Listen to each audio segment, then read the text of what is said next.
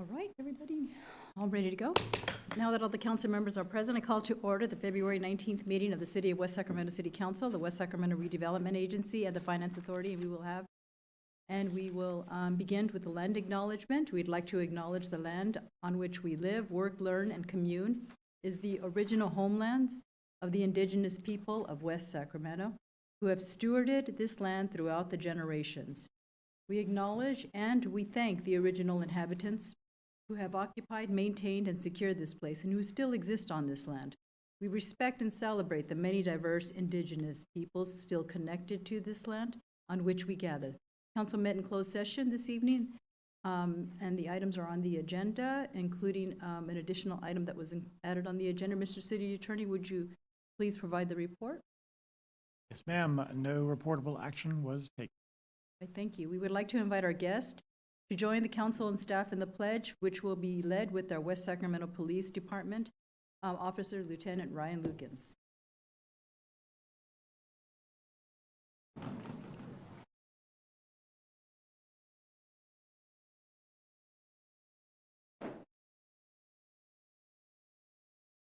Pledge allegiance to the flag of the United States of America, to the republic, one nation, under God, indivisible, with liberty and justice. Thank you. As is noted on our agenda, City Council is prohibited by state law from discussing or taking any action on items that are brought up under item 1 for public comment, but it provides an opportunity for a public forum.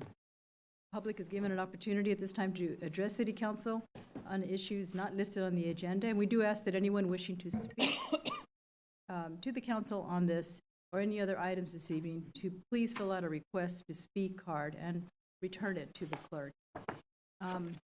We accept the request to speak cards up to the conclusion of the reading of the staff report on any particular agenda item.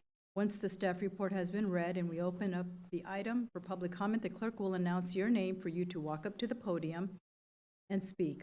Now, in front of the clerk, there is a timer to ensure that everyone has a chance to be heard. We ask that all comments be limited to 3 minutes. Also, in front of the clerk is an analog flip chart, which indicates which agenda item the council is currently considering. We also recognize for some, speaking in public can cause anxiety. So we request that there be no applause or boos, catcalls, or other demonstrations. Furthermore, so that we may maintain a civil discourse here in the chambers, we ask that those in attendance and those who wish to address the City Council abide by the code of conduct posted and not speak in loud, threatening, offensive, abusive, or other disrespectful language that disrupts, disturbs, or otherwise impedes the orderly conduct of the meeting. Now, this brings us to item 1, presentations by the public on matters not on the agenda within the jurisdiction of the council, and each person has 3 minutes to speak. Madam Clerk, are there any requests to speak? Yes, ma'am. Michael Barnbaum? Yes.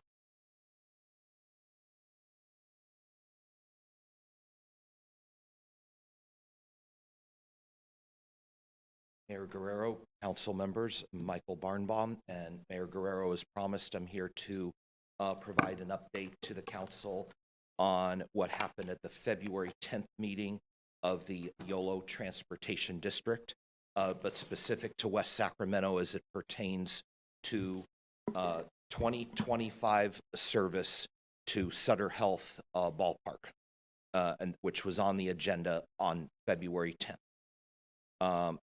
Just a quick background that there will be 69 home River Cats games and 81 A's home games for the 2025 season, for a total in all of 150 home baseball games for the 2025 season. Staff is not proposing any new service for any of these games, but rather for the 7 p.m. A's games, staff is proposing what would be called sweeper bus service. This would not be anything new or a new route, but instead, YOLO TD will add what is known as a sweeper bus. The sweeper bus will run behind the regularly scheduled bus, essentially doubling the capacity. When YOLO TD regularly scheduled 42A and 42B buses get too full, the second bus sweeps in to pick up any remaining passengers. YOLO TD staff is proposing to run these sweeper buses alongside their existing 42A and B service on days with 7 p.m. games. There would be an eastbound and a westbound sweeper bus. The westbound sweeper bus would go as far west as the UC Davis Memorial Union in Davis, and the eastbound sweeper bus would circle in and around downtown Sacramento, Doco, and Golden One Center. Finally, staff discussed marketing and partnerships. YOLO TD will continue to work with the City of West Sacramento and the Sutter Health Park to identify opportunities for collaboration and cross-promotion. YOLO TD marketing team has begun developing draft marketing collateral, an example of which is included in your packet, Mayor, that is the slide presentation in the manila envelope. And one public speaker at the meeting reminded everybody, and I think this is a good reminder here, there are 3 dates in April which the A's will be playing, and on the same days the Kings will be playing at Golden One Center. And that will be April 9th, 7 p.m. for the Kings, 12:35 p.m. for the A's. April 11th, 7 p.m. for the Kings, 7 p.m. for the A's. And the 13th, 12:30 for the Kings and 1:05 for the A's. So they'll be very crowded. Thank you. You have any questions of this presentation? No, and we Okay. can engage in a dialogue, Okay. but thank you so much. Thank you. I Mr. will Barnum. remain during the presentations by council members if there's any further things to come up from YTD from Chair Dante Early. Thank you.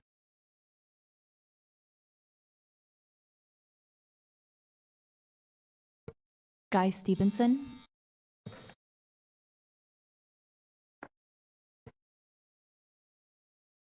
Hello, Mr. Stevenson. Hi, how are you? I'm addressing this because I think it needs to be addressed. By the way, the United Way is a very good organization. I'm sorry. And city council members and the mayor, this is an issue that I have, and it's about law and order. I had noticed that a lot of more food vendors are popping up. And so Sacramento County kind of is doing the same thing. And so I sent a letter to environmental health here in Yolo County. I also sent one to the Board of Supervisors for this district. He agrees. There has to be something or it's gonna get out of, because one company owns 3 or 4 of these, and on any given week they can make $4,000, $5,000, $6,000. Well, you know, the city's always been struggling with tax money. Why aren't you taxing these people? You know what I mean? And food can kill you, believe it or not. If you get bad food, you get food poisoning, you can die. And I've already brought this up. I'm not going to let up. What I'm going to do is invite more people, and I'm going to go to the state over it next. And just keep pushing it. It's an agenda that has to be taken care of. The other thing is, and this is a sore subject with me, is the Pheasant Club. How much money are you people going to sink into that place before you finally stop?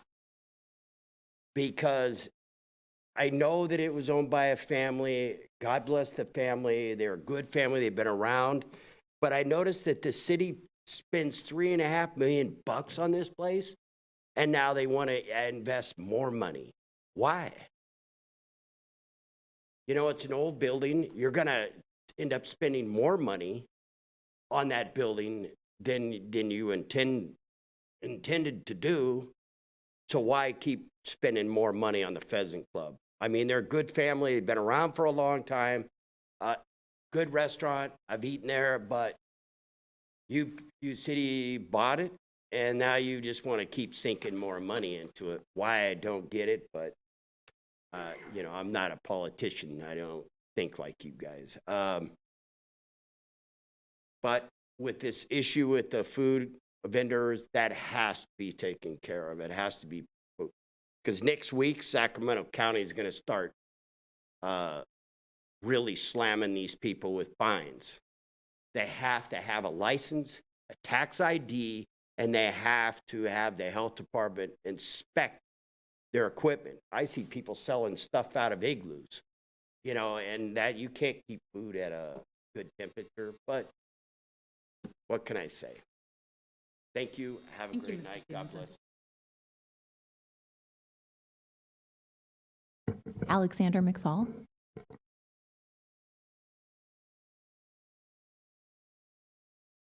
Good evening. I'm here to address something that came up in the Environment and Utilities Commission review of the draft climate action plan. One of the things that is raised in the CAP is the idea of climate resilience for the city, and one of those chief areas is power. That's something that is going to be particularly important as the city grows out into its fully developed phase. And it's something that has to be considered from a supply and demand perspective. A couple of the things that were raised in that CAP are the idea of community choice aggregate and potential microgrid storage and generation within the confines of the city.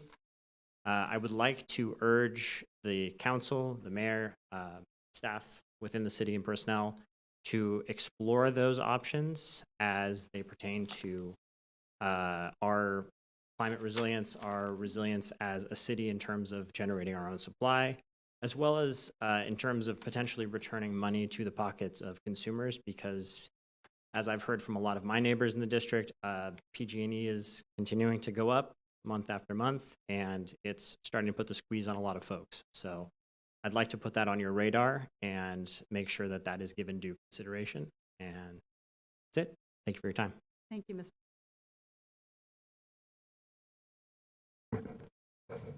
Sarah Dillette.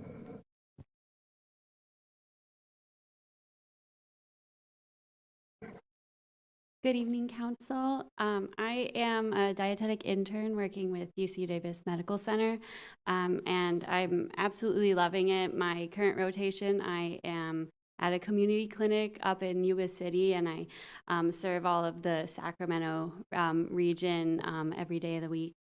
I am here representing the California Academy of Nutrition and Dietetics. At a state level, the Office of the Governor has been certainly bogged down with the LA wildfire situation. So in advance of March, we are requesting from municipalities to declare next month the National Nutrition Month.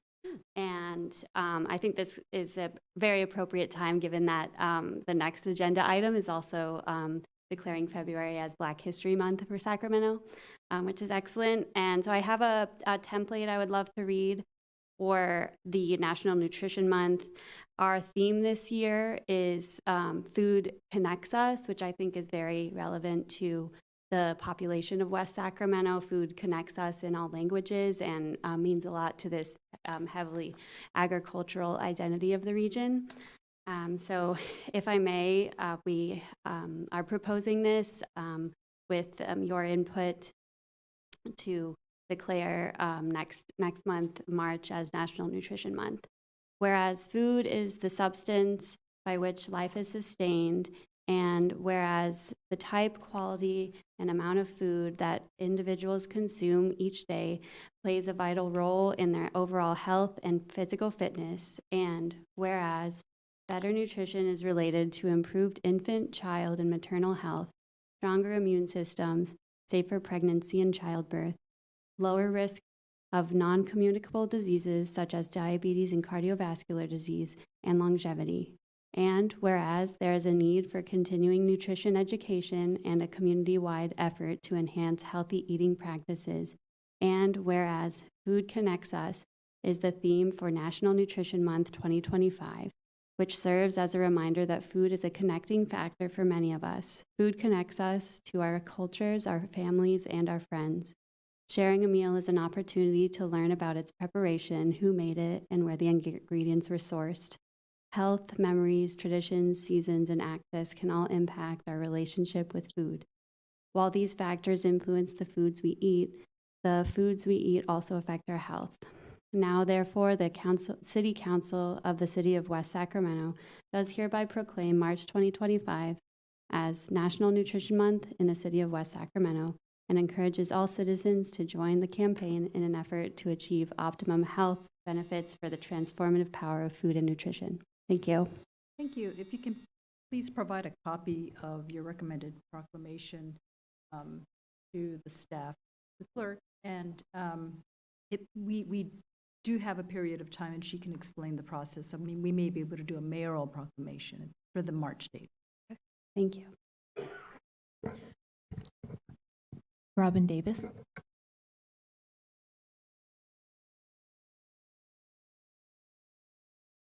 Hi, I'm Robin, and I live in my 160 square foot semi-off-grid tiny home on wheels on my undeveloped residential property here in West Sacramento.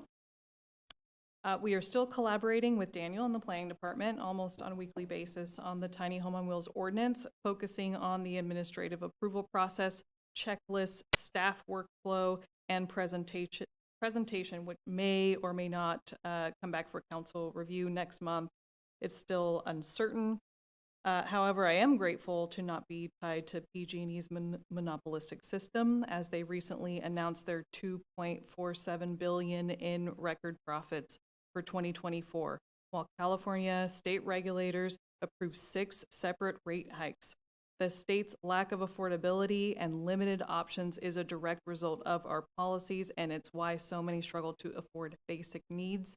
So let's continue pushing forward to legalize diverse, affordable, and sustainable solutions for our community, including energy, and to support organizations like Three Sisters Gardens that provides food for our community, and as I mentioned in my written public comment, aligns directly with the city's goal of fostering an environmentally conscious, vibrant, and inclusive community. And food absolutely connects us. I love that comment from the previous speaker.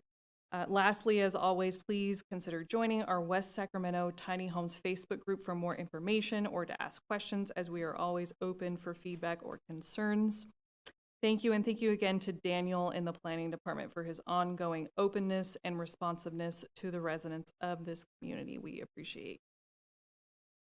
Thank you, Ms. Davis. We have no additional requests to speak on this item. Okay, thank you, Madam Clerk. Next, we have 2 presentations.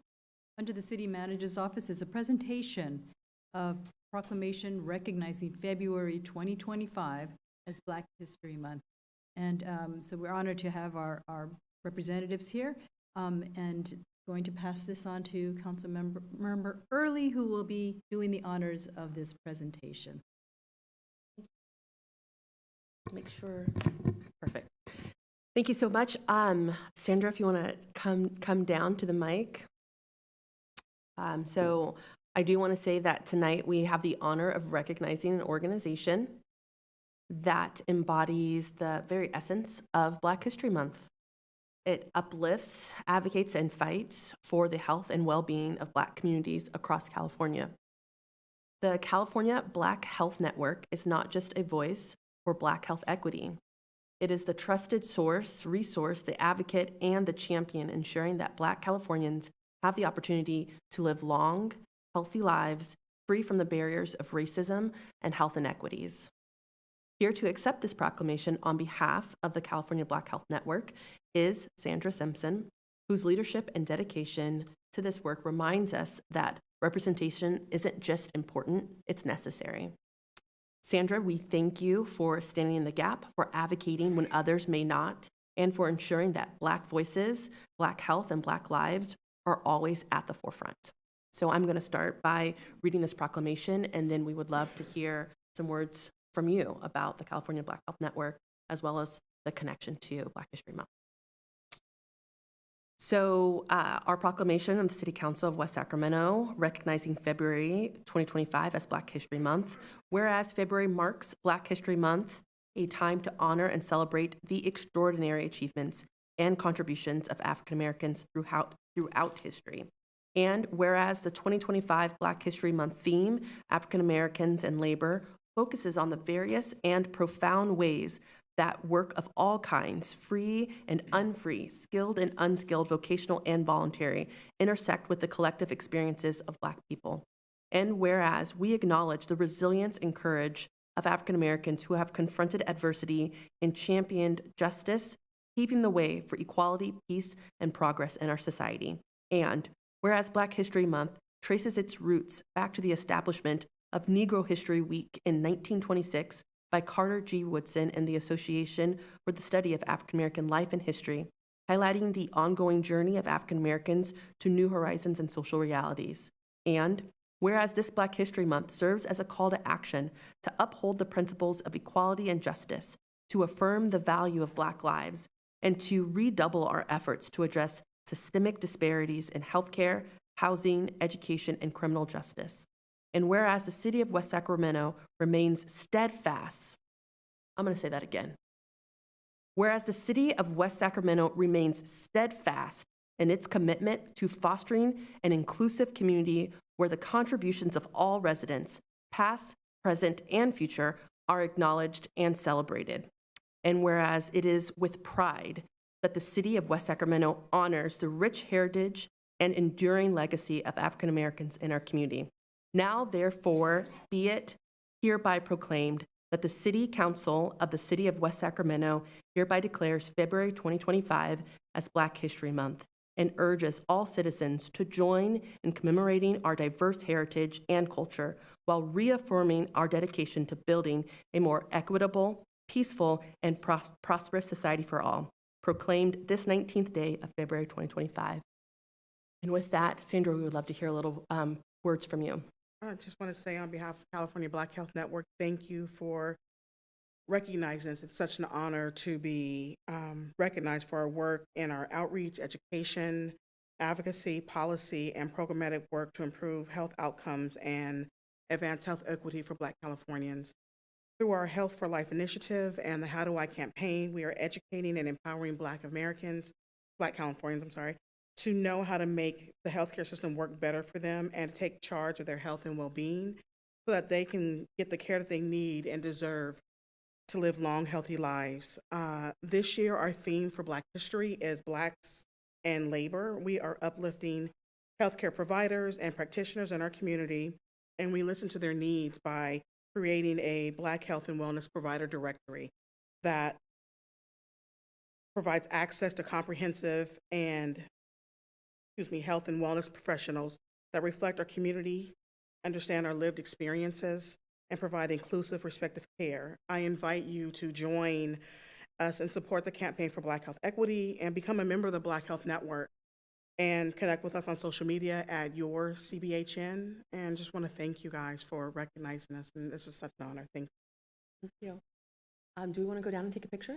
Absolutely. Perfect.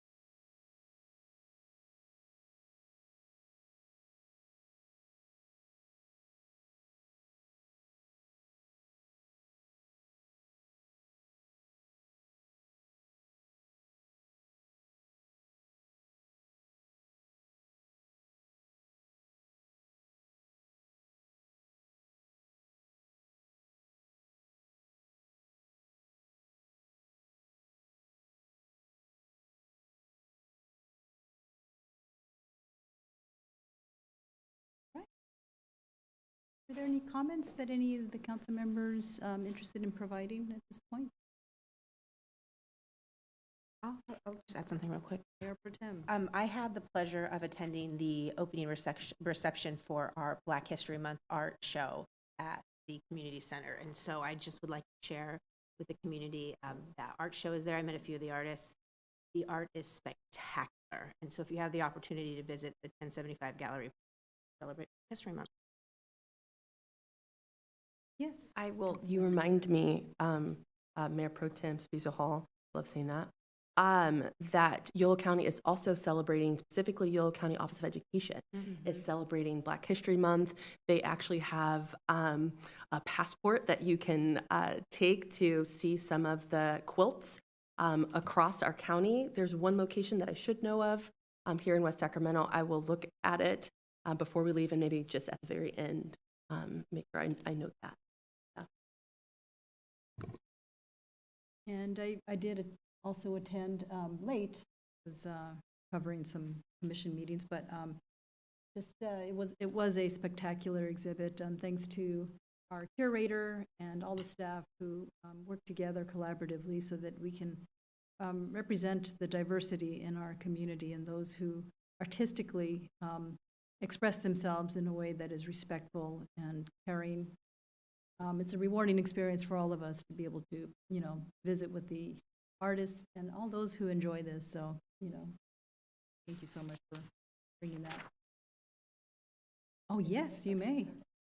So, and thank you, Chief.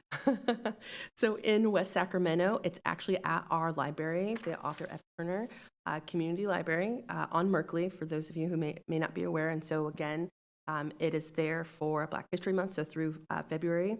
In Davis, it's at the Mary L. Stevens Davis Branch Library, Esparto, Capay Valley Health and Community Center located in the library, Winters Community Library, and then Woodland at the Aaron Muir Administration Building atrium. And so feel free to take a tour. And like I said, they actually have little passports that you can get stamped as you go to each one of those. Very good. So much. Next item on our agenda under the Economic Development and Housing is a presentation on Yolo County Housing's 5-year strategic planning process. And our director, Ian Evans of Yolo County Housing and New Hope, CDC, please give us a presentation. All right, good evening, Mayor Guerrero, council members. As you just mentioned, Ian Evans, Executive Director for Yolo County Housing, here to present on our draft 5-year strategic plan. Before I jump into the strategic plan, I'm going to quickly go through some background slides that highlight the programs and projects that Yolo County Housing currently operates and oversees. I think it's helpful information for the public before diving into what we hope to accomplish over the next 5 years. So a little background about us. We were officially formed in 1950. We hired our first ever executive director on March 1st of 1950, so we're celebrating our 75th anniversary this year. Our primary funding sources are at the federal level from the Housing and Urban Development, or HUD, and at the state level from the Office of Migrant Services through Housing and Community Development. These are the programs that we currently operate that I will briefly walk through. Folks may be familiar with our seasonal migrant centers. The state has 24 seasonal migrant centers throughout the state. We operate 3 of those. So Yolo County Housing operates the Davis and Madison Migrant Center, and on behalf of the Housing Authority of the City of Dixon, we operate the Dixon Migrant Center. There's lots of rules and regulations around the migrant centers, but at a kind of a basic level, or some of the highlights are that they're typically open about April to October. It depends on the grow season. So this last year, they stayed open until November at 2 of the centers and December at 1 of the centers. There was legislation that passed this last year that went into effect in January, which is looking to transition the centers by 2031, or at least a portion of the centers, to year-round housing. The Housing and Community Development at the state is partnering with UC Davis and the California Coalition of Rural Housing to do an assessment over the next 12 to 18 months to determine what the overall farm worker agricultural housing needs look like in Yolo County. And then out of that assessment, determine what the future of these programs will look like and what sort of funding is needed to transition these housing opportunities into year-round. So that's what the next 5 years is going to look like for the migrant centers.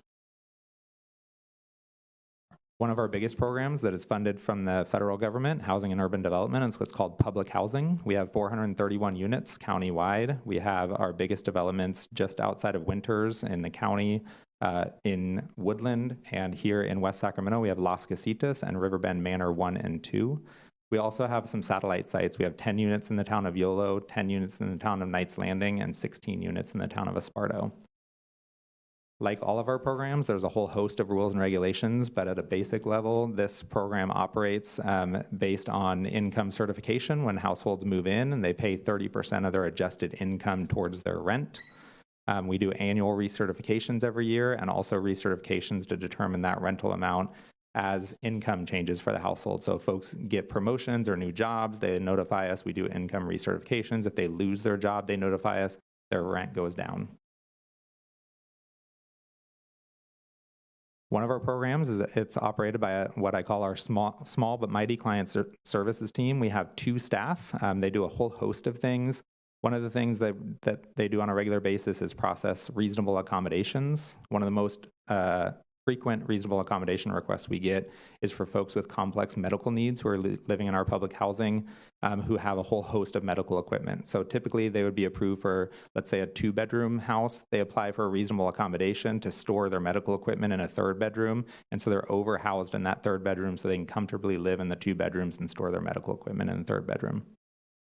We also have after-school computer learning centers here in West Sacramento's public housing site at our Woodland one and our Winters one. And that is typically about 2 to 3 hours, Monday through Thursday after school, opportunity for kids that don't have access to computers or internet to access those. It also, they do some art and physical activities with the kids as well. They also work to assist our residents and our Housing Choice Voucher participants with connections to support and services. So if we have individuals that are in our programs that we suspect may have a substance use or mental health disorder, then they work to connect them to supports and services. If we have folks that get behind on rent, they help them apply to the County Health and Human Services, Yolo County Children's Alliance, Empower Yolo, some of these providers in the community that have homeless prevention funding to get them caught up on rent and allow them to continue living in their homes. And then they also plan our 2 big agency events every year at all our public housing sites. We have the National Night Out event in August every single year. It's an opportunity for the community to come together with first responders. We also typically have anywhere from 5 to 15 service providers who come out and table at the event so that they can provide resources to the residents.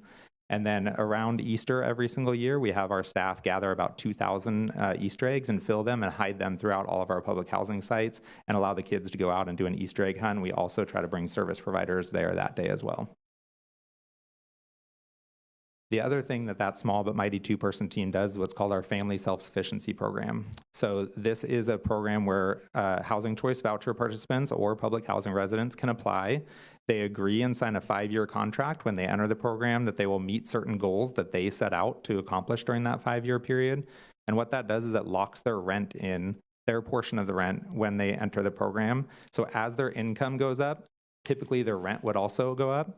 That difference goes into an escrow account. And over that 5 years, that escrow account builds up as long as they stay in the program and they complete their goals throughout that 5 years. At the end of the 5-year period, they get access to that escrow account that they built up over 5 years. So we've had folks use it to buy a new vehicle. We've had folks use it to pay for secondary education. We hope someday to have, like other housing authorities, where folks have been able to save up enough that they've been able to use it as down payment on the house. The program that folks are probably most familiar with is our Housing Choice Voucher Program. There's 2 different types of vouchers. So there's tenant-based vouchers, which is Ian Evans gets issued a voucher. I need to go out in the community and find a landlord to lease up and utilize that voucher. And then there's project-based vouchers. So these are awarded competitively through RFP, request for proposals, on a periodic basis when we have available funding and voucher authority to issue those RFPs out. An apartment owner applies for those. If they're awarded, then those vouchers are tied to the unit themselves. So a recent project in West Sacramento that was awarded one was the Huddle that opened last year. That was awarded 17 project-based vouchers 2 competitions ago as a new affordable housing complex. Those 17 units all have project-based vouchers so that when the tenants move in, they're applying for the apartment complex and they're also going through eligibility for the voucher. If they move out, that voucher stays with the unit. We have a few specialty voucher programs I'll run through real quick.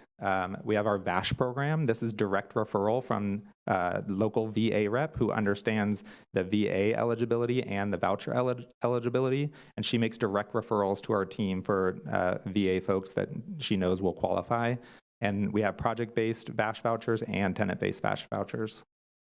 We have mainstream vouchers. These are for folks that are 18 to 61 years old that have a disability. Could be a mental health or substance use disability, could be a physical, intellectual, or developmental disability. And again, that 18 to 61-year-old range. We have our family unification vouchers or FUP vouchers. and that serves two populations primarily. One is foster care youth aging out of the foster care system, and the other is family reunification. So folks that had their child removed from the child welfare system, they've done everything that child welfare and the courts say they needed to do to reunify, and the last piece is to find stable housing. And so they're issued a voucher. This is done by direct referral from child welfare at Health and Human Services. Once they find stable housing, child welfare and the courts monitor them for a period of time, and as long as they continue to meet all the requirements, then they're reunified with their child. And then during the COVID pandemic, we got issued 67 emergency housing vouchers. These are also done through direct referral through the local homeless continuum of care, which is HPAC in Yolo County. So HPAC does referrals directly to our agency for folks that are homeless or at risk of homelessness that meet the qualifications. It was our most effective tool in terms of addressing homelessness that we have in terms of the voucher program. The challenge is when they did the appropriations funding for this, they set a sunset of September of 2023. So we can't issue any new emergency housing vouchers after that date. So we're now in a period where if a household ends their participation in the emergency housing voucher, our allocation goes down by 1. We can't reissue that to another household. The last slide before I jump into our strategic plan. So we have a nonprofit arm of Yolo County Housing. It's called New Hope Community Development Corporation. And it acts primarily as a managing general partner in affordable housing development. One of the projects that we have done that in is the Mercy Housing Project at 1801 West Capitol. New Hope was the managing general partner in that affordable housing partnership. It also owns and operates some homes throughout the county on behalf of other organizations. Yolo County Housing can also act as a managing general partner in affordable housing partnerships.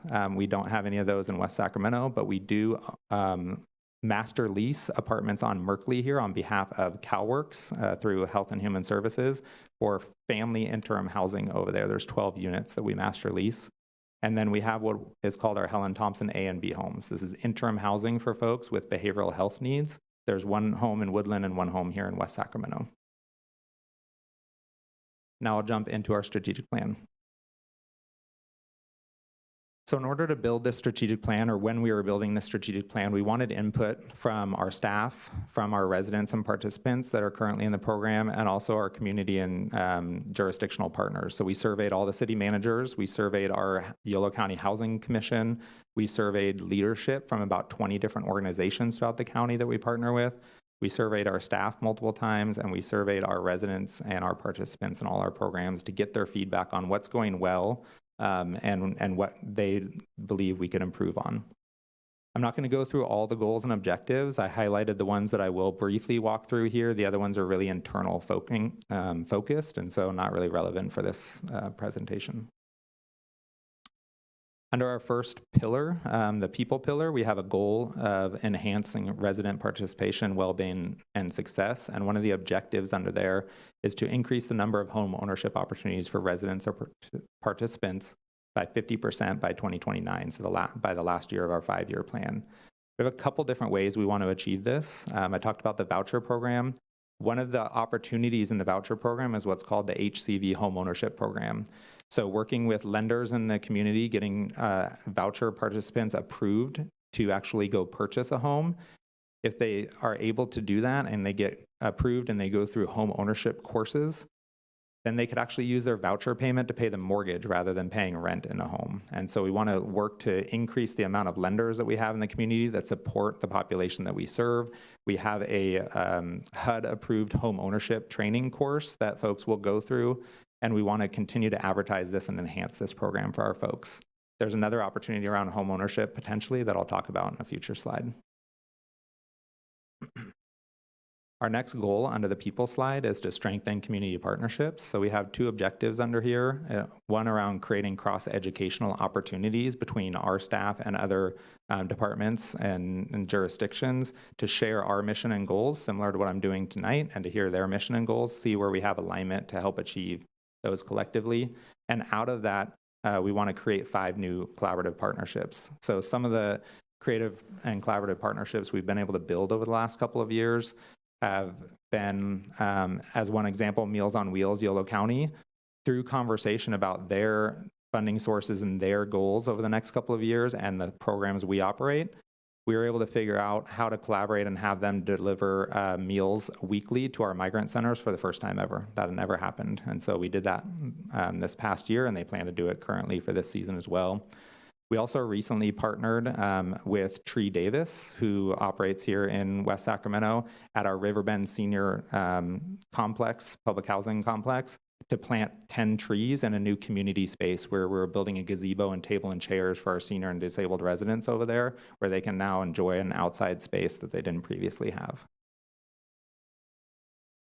Not going to go through all of these, but housing is what we do. And so as you can imagine, the majority of the objectives that we have in our strategic plan is around housing. And so our first goal is to increase the number of affordable housing units that we own, operate, manage, or support by 15% over the next over this 5-year plan. So all those partnerships that you saw on a few slides ago, that adds up to about 1,100 total affordable housing units that we own, operate, manage, or support throughout the county. We have about 1,500 voucher households leased up. So 2,600 between those two. Our goal is to increase that by about 15% over the next 5 years. And these are a bunch of objectives of how we want to accomplish that.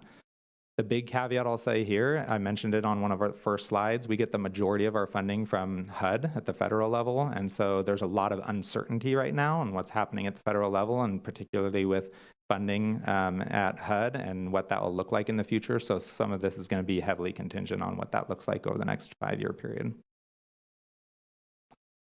The next goal under housing is we not only want to increase the available affordable housing that we have, but we want to make sure that we're maintaining and improving the existing housing we have. So I mentioned the trees and gazebos and community space. We also just signed a $1.5 million contract to replace the roof and HVAC systems at that same complex there. So looking at the current housing stock that we have, how do we make sure that we're maintaining and improving that for our residents long term? The next couple slides give a current snapshot of West Sacramento. So as I mentioned, we have Las Casitas and Riverbend Manors 1 and 2. There's a little over 130 total public housing units between those two complexes. We're the managing general partner in 1801 West Capitol. We have those master lease Merkley apartment units that I mentioned in collaboration with Health and Human Services. And then we did a point-in-time count poll from our system at the end of January to look at how many vouchers do we currently have leased up total and how much in each jurisdiction. So as I mentioned, there's about 1,500 leased up countywide. 620 of those are currently leased up here in West Sacramento. And all of 1801 West Capitol, 85 units have project-based vouchers. And then as I mentioned, the Huddle also has all 17 units of project-based vouchers. Some recent efforts in West Sacramento that we've done. As I mentioned, all 85 units now have project-based vouchers at 1801 West Capitol. When they first opened, it was 60 of the 85. 2 awards ago, they received another 15, and this last award, they received another 10. We issued 2 awards ago, 17 project-based vouchers to the Huddle. And we issued 16 project-based vouchers in our last award to a 641 5th Street project. We also, as I mentioned, just worked on a new community space out at Riverbend Senior Manor. Our upcoming efforts, as I mentioned, we signed a $1.5 million contract for roof and HVAC replacement at that same complex. We are extremely grateful for the partnership with the city on 641 5th Street. I wasn't sure if I was going to be going before or after consent. I know there'll be an item on your consent agenda after this, so I'll be sticking around and hope that that goes well. But regardless, I think I want to give a huge shout out to some of the staff that were here that have worked diligently with our team, Tracy and David, and I know a whole host of other folks that supported it, and City Manager Laurel for supporting us in that project. It wouldn't have been possible without the city and your collaboration. And then some potential opportunities in the future. So I mentioned home ownership opportunities. One opportunity that some jurisdictions are taking a look at is there's PLHA or SB2 funding, and there's a new 5-year plan. I believe that every jurisdiction, the cities and the county, have to complete upcoming to lay out what the goals are for the next 5-year plan.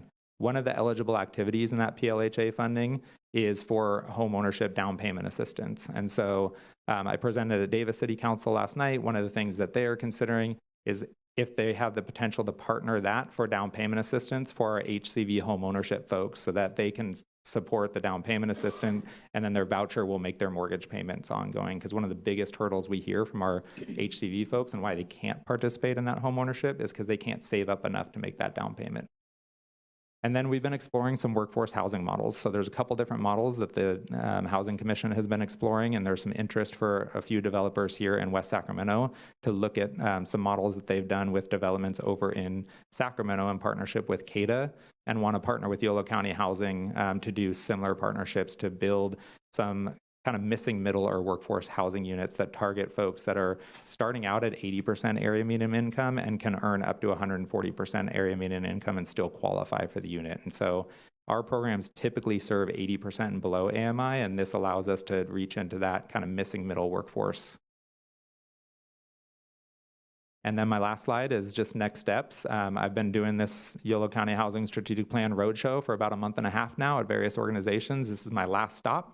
And now, after tonight, I will be taking the feedback we've got back to my leadership team, making any adjustments, edits that we need to make based on the conversations we've had at each city council, and then we'll ultimately be taking it to our commission in March for their review and adoption, and this will be our plan over the next 5 years. And so with that, I'm happy to take any questions, thoughts, any feedback, or any opportunities for collaboration or coordination that we haven't thought of. Councilmember Alcala. Thank you. Great presentation, and you're really changing the quality of life for people here in Yolo County. I had a question. Here in West Sacramento, Computer Learning Center, where is that located? It's located at our Las Casitas public housing. Okay, is that on the north? Is that? It's over on Cummins. I know where that is. Yeah. Okay, great. Thank you. Yeah. Adana. Hey, who are the two people on your team who are doing all this great work? You mentioned two people. Yeah, one is actually vacant right now. We were able to promote somebody that was our lead client services coordinator. Her name is Liz Vitale, and she actually got promoted to our housing supervisor. And so we're looking to backfill that position. And then the one that primarily serves West Sacramento currently, her name is Natalie, and they're both fantastic at engaging our folks and working with our public housing residents and our voucher participants to get them access to a lot of the programs that I spoke about. Okay, and these vouchers, how do they work? I mean, obviously, you're passing out a lot of vouchers, but what kind of problems are you running into in terms of finding housing apartments? Yeah, it's one of the reasons, great question. It's one of the reasons why we've done over the last several years more project-based voucher competitive awards is having the units tied to apartments allows folks to know that that apartment will take a voucher, right? Rather than getting a tenant-based voucher and having to go out and search. We're not allowed through regulation to direct somebody to a certain complex with their voucher. And so when we issue a voucher, we give them a list of all the complexes throughout Yolo County who have previously leased up to with vouchers, and the list is quite long. And so folks have to go call to see if there's vacancies, call to see if they're still accepting vouchers, go through a lot of that process. And so it can be challenging for folks, and unfortunately we don't have the staff or the funding to be able to support them in doing that outreach. So that's one of the biggest challenges, is just for the folks that aren't connected to a project-based voucher. The other biggest challenge, honestly, is that as I mentioned, we have about 1,500 vouchers leased up. We actually have approval from HUD for a total of over 1,900 vouchers, but we don't get enough budget authority from HUD to lease those up currently. So that 1,500 that we have leased up right now is projected to use our entire budget for 2025. We can't go over that number, or we will be over budget. And so that's the biggest challenge, honestly, in terms of increasing the amount of voucher availability in the community, is just not getting enough money from the federal government in order to utilize all the vouchers we currently have. And could you also explain the homeownership? What was it, APM? Yeah, the HCV homeownership, or Housing Choice Voucher homeownership. So that is for folks that are on the voucher program, and if they want to work with a lender in the community to get approved for a home loan, like anyone else would get approved for a home loan, and then they go out and work to purchase that home, they can use their voucher to make the mortgage payments rather than paying, a rental apartment unit. And you said that was 184% of income? Or how did that work? No, so that's the normal income range for our voucher program, which typically serves 80% and below area median income. Right. yeah, some of the workforce housing models we're looking at is at 80 to 140% area median income. Just one quick thing. Yeah. Tiny house. People should think. All right, thank you. Thank you. Anybody else? Councilmember Early. Okay, good. Hello, now I'm on. Okay, so a couple things. I am really excited for you to be here. I sit on our housing authority for the county, and then also am chair of New Hope CDC. And so I've had an opportunity to really advocate for West Sacramento, and like I said, I'm super excited, particularly because so much of our vouchers and housing is actually here in West Sacramento for Yolo County. So a couple of questions. We heard from my colleague just talking about the voucher process. What's the average amount that the voucher actually covers, min or max? Yeah. Our average, what's called per unit cost currently, is about $1,100 for the program overall. So they can be more, right? If folks have zero income, then we're covering the full cost of rent. As their income goes up, they pay a higher portion of rent, and so our voucher cost goes down. But over that $1,500, the average is $1,100 per voucher. So average $1,100. If you have zero income, what's the max? It depends on the unit size, but Let's say 2-bedroom, because most of the time it's bedroom, a family. I think our payment standard for 2-bedroom right now, I want to say, is around $1,800, $1,850. I'm interested. So maybe I should also ask from us, as you're taking back our feedback, is there certain feedback that you're looking for us to be able to incorporate into the strategic plan? I think there's two pieces I'm hoping to get out of the roadshow that I've been on for the last year and a half. One is just we have been around for 75 years and never had a strategic plan as an agency, and so one, just sharing with you all that we now have a strategic plan and communicating, hey, this is what we see as our goals and our objectives over the next 5 years. The other is, I highlighted where we see some potential opportunity for collaboration. And I think West Sacramento has been a great partner in terms of collaboration in a whole host of ways. I mentioned 641, but even in the project we weren't involved in with the huddle originally, I know there was a lot of coordination and collaboration with the city. One of the things that's becoming more and more challenging, and so this isn't necessarily a direct ask, but just kind of knowledge sharing, I guess. One of the things that's becoming more challenging around affordable housing development is you used to be able to put together 2, 3, maybe 4 funding sources and make a project work. And you're now having to put together 7, 8, 10, sometimes 15 different funding sources in order to actually build a project. And it's happening for a whole host of reasons. One of the other challenges that we are already starting to see, a shift that's going to continue to make it more challenging, is when we apply for state or federal tax credits to build these affordable units, there's big companies that go buy those tax credits because they get to write it off their taxes for 15 years. They invest a whole bunch of capital and they get to write off that amount for 15 years. With the proposed federal tax cuts that are happening, 25% down to 15% for corporate tax, if that goes through, we're already seeing a market shift a little bit in there being less folks investing in buying those tax credits, which means that they're selling for less value, which means we have to get more tax credits to build the same number of units. So I think just sharing that with folks, that it's likely, if things like that pass at a federal level, if funding continues to be a challenge at a federal level or uncertain, we're on a continuing resolution right now through mid-March for about another month. If nothing happens past that, then there's budget uncertainty for anybody who receives federal funding after that. And so it's going to put a challenge on new affordable housing development in particular. It also means that local funding to help support affordable housing development, that leverage funding that you have locally that makes you more competitive when you apply for tax credits, is that much more important, because the competition for those tax credits is going up and up and up. And if we need more and more and more, then there's going to be more folks out there applying for that. And they look at how much local funding, what they call local funding, you have as leverage. So thank you, Ian.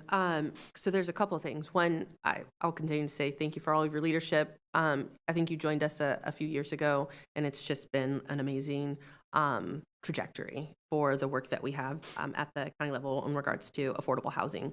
Advocacy for HUD, I know that's also in addition to the advocacy that you just talked about. I know that's key as HUD is potentially on the chopping block. Last year, when we went to cap, that was definitely one of the things that I did as part of the community resource team, was going to the HUD director. I would ask potentially if we could go together, or some of us go as a contingency to do some of this advocacy work, because again, West Sacramentans are particularly impacted by what's happening for our housing authority at the county. And so I just want to make sure I make that plug.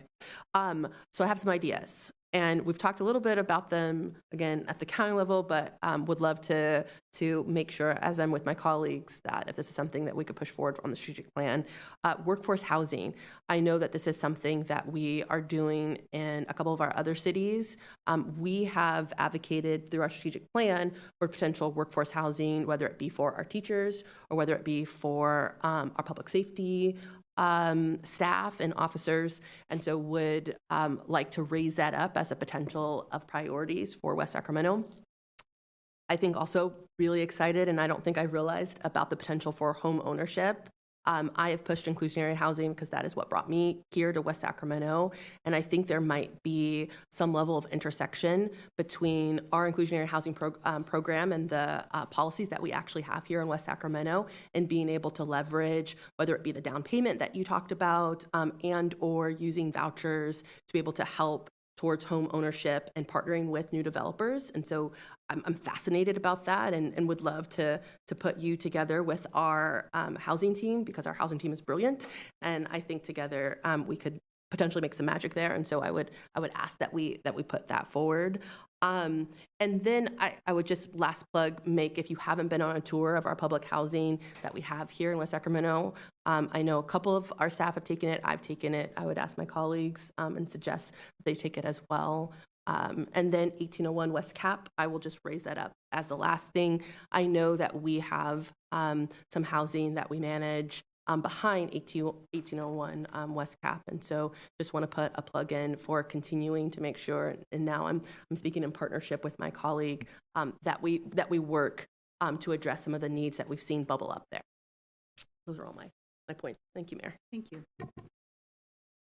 Councilmember Orozco. Honestly, thank you so much, Madam Mayor. Ian, it's great to see you here. Thank you very much for the tour to housing in the region. Prior to my colleague, Councilmember Early, joining, I was, before you were our executive director. I remember just hearing you present at our meetings when I was the representative to that body. And I know that this has been a long-term investment. I have taken the survey, and I've been part and parcel, I'm privy to the process. And I just want to echo that last part. I know we've had conversations outside of this council meeting regarding what these investments look like to the community, not only to the recipient who's enjoying the opportunity and a well-served investment, no less. Especially, I'm very, very interested in ensuring that we can offer home ownership opportunities. I know we've tried this in the past, and we've been met with some success when we've partnered with private entities such as like Wells Fargo, where we've done a match, $20,000 to assist, right, and folks that we want to uplift in our community. But to the folks that, for example, live along the West Capitol Avenue corridor, Merkley included, obviously there are multifaceted needs that need to be addressed, and just wanted to send that message back out, because West Sacramento is doing a fantastic job carrying the brunt of a lot of the investment here in the region. And a lot of it has to do with our historic positioning with respect to West Capitol Avenue and the availability of resources and motels that have traditionally served low-income individuals. And I know personally about that because I used to be one of those people that stayed there periodically as a child. But with that stated, members in our community want to know that it's safe to walk down West Capitol Avenue. They want to know, and this has nothing to, let me just make it clear that this is not a Yolo County housing. We're talking about a couple properties here, not the entire corridor. But I definitely want to see our both for the residents that are enjoying the opportunity to live in a safe and vibrant and magnetic community, but also for the folks who don't, right? So with that, thank you so much for continuing to educate us and inform our residents and send us information as it comes so that way we can disseminate it amongst our constituencies and further inform West Sacramentans of what you're doing here. Thank you. Yes, Mayor Pro Tem Sophia Hall. Thank you, Madam Mayor. Thank you, Ian, so much for all your work, your entire team. It's been incredible. I've had the pleasure of listening to this twice. We had a presentation at the Executive Commission to Address Homelessness. And so can you share a little bit about because I think these are numbers that are fascinating, and as we're talking about the need, our wait lists currently and what those look like for everyone. I was waiting for that question to come up. Yeah. So for our Housing Choice Voucher Program, the current wait list is about 4,700 individuals. And when I started 2 years ago, it was about 5,500. And part of the way we've been able to go through that is through these new project-based vouchers. Because when we issue new project-based vouchers, we have to communicate to everybody on our current wait list, hey, we've got this new project. Like when the huddle opened, hey, we have these new 17 units that are opening in West Sacramento. Here's the criteria for the program. Let us know if you want to be on that specific wait list as well. And so they get added on those wait lists, and they can get leased up as a result. So 4,700 for the Housing Choice Vouchers. Public housing, it's over 14,000 folks that we have for our public housing. And as I mentioned, we have 431 units countywide. So there's quite a bit of need. Thank you for those numbers. I want to get in the weeds for a second, just to educate myself. When you were talking about high-level structured housing and some of your goals, there's some conversion of public housing units to affordable housing. Can you share the reasoning of that change? Yeah, absolutely. So HUD, about 15 years ago, there was over 2 million public housing units nationwide, and they did basically a physical needs assessment of all of those units and determined at that time there was about $25 billion in deferred maintenance and upkeep at all those units. They realized we can't even continue to afford at the levels, fund at the levels that we need to, let alone an additional $25 billion. So we need to figure out a way to revitalize these neighborhoods, revitalize these units, and keep them affordable. And so they came out with a program called the Rental Assistance Demonstration, or RAD program. And without getting too far into the weeds, it essentially allows some different avenues to be taken in terms of creating public-private partnerships for developers to come in and help us apply for tax credits, apply for these other funding sources to revitalize those public housing units, either through significant rehab of those and bringing them up to current standards, or in the project that we're starting with in Yolano Donnelly and Woodland, we have a bunch of vacant land over there. And so the plan is to build on the vacant land first, move the existing residents in. Those units are 75 years old. And so we've gone through what's called an obsolescence test, which means we would be spending more to rehab them than to tear down and build new. So we'll move the existing residents in, we'll tear down the existing units and build there. They're also one story for the most part, and we can go 3, 4, or 5 stories over there. And so we can, the long-term plan for that on that site, there's 132 units. We plan to get 450 total by the time we do all the phases with that project. Over here in West Sacramento, Riverbend and Las Casitas are newer properties, and so those likely won't be kind of tear down and rebuilds once we get to doing that here.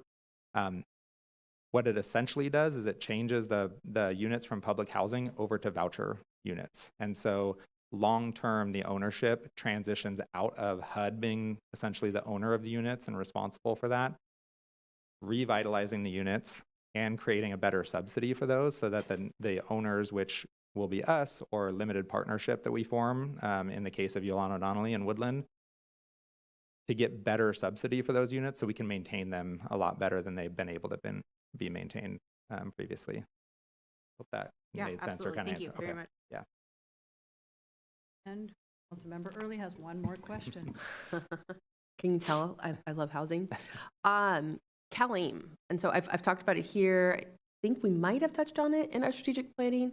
But as you talked about the vouchers being challenging sometimes for folks to get leased up, not being able to direct clients to potential landlords or properties. Have you or are you working with organizations to integrate community support services? Specifically, Colleen pays for first month's rent, last month's rent to get things off your credit, right? Which can be additional incentives for landlords. And so how exactly are you guys doing that? Yeah, absolutely. We've met with a couple organizations, one of them being United Way, to look at some of the housing navigation and those first month's rental security deposit type opportunities. We've also met with Dignity program that operates the adult day health centers, and so looking at those same type of supports for our senior or disabled clients that they typically serve in there. So I think for us, we're looking to maximize and collaborate with those entities in the community who are already approved and doing that for CalAIM, rather than kind of build that internal ourselves. And so we want to continue to make those partnerships and referrals. There's also some jurisdictions who are talking about, community navigators in a jurisdiction and having that be partnered with our housing choice voucher folks when they get vouchers and help them go out and get leased up. So they're originally talking about them for, actively homeless individuals and engaging ongoing, but also trying to maybe enhance that to support our voucher folks in finding housing. So I would be curious if it's not happening, because I think in regards to community navigators, you might be talking about the community health workers, which is covered also by Medi-Cal. Anytime we can leverage other funds that aren't city funds, I love it. Yeah. Are there any other cities that you're partnering with to do something like that? Not with the community health workers. Davis is looking at, they're looking at potentially funding some one or two positions to oversee volunteers in the community that receive some basic training and feel competent helping folks go out and navigate the various needs and make referrals and kind of what I call light touch case management and navigation. And so they're exploring that right now. They haven't kind of formed that, but it's something their council is considering. I appreciate that. Thank you. Yeah, absolutely. All right. I have a few questions myself. Absolutely. First off, when we went to Cap to Cap, it was a different administration.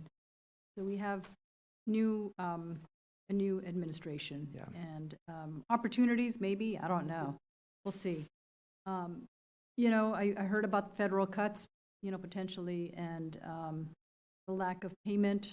I don't know if any of those are impacting the current programming that we have. Would like to be alerted and work in collaboration with you to prevent anybody from being displaced, providing the support whichever way we can. So looking at that level of partnership. Yeah, thank you. The next level is going to be that, something I heard at the U.S. Conference of Mayors, where there's a subgroup, U.S. mayors and CEOs, and we work on homelessness and housing together, is immigration. There are a number of participants who probably will fear accessing housing.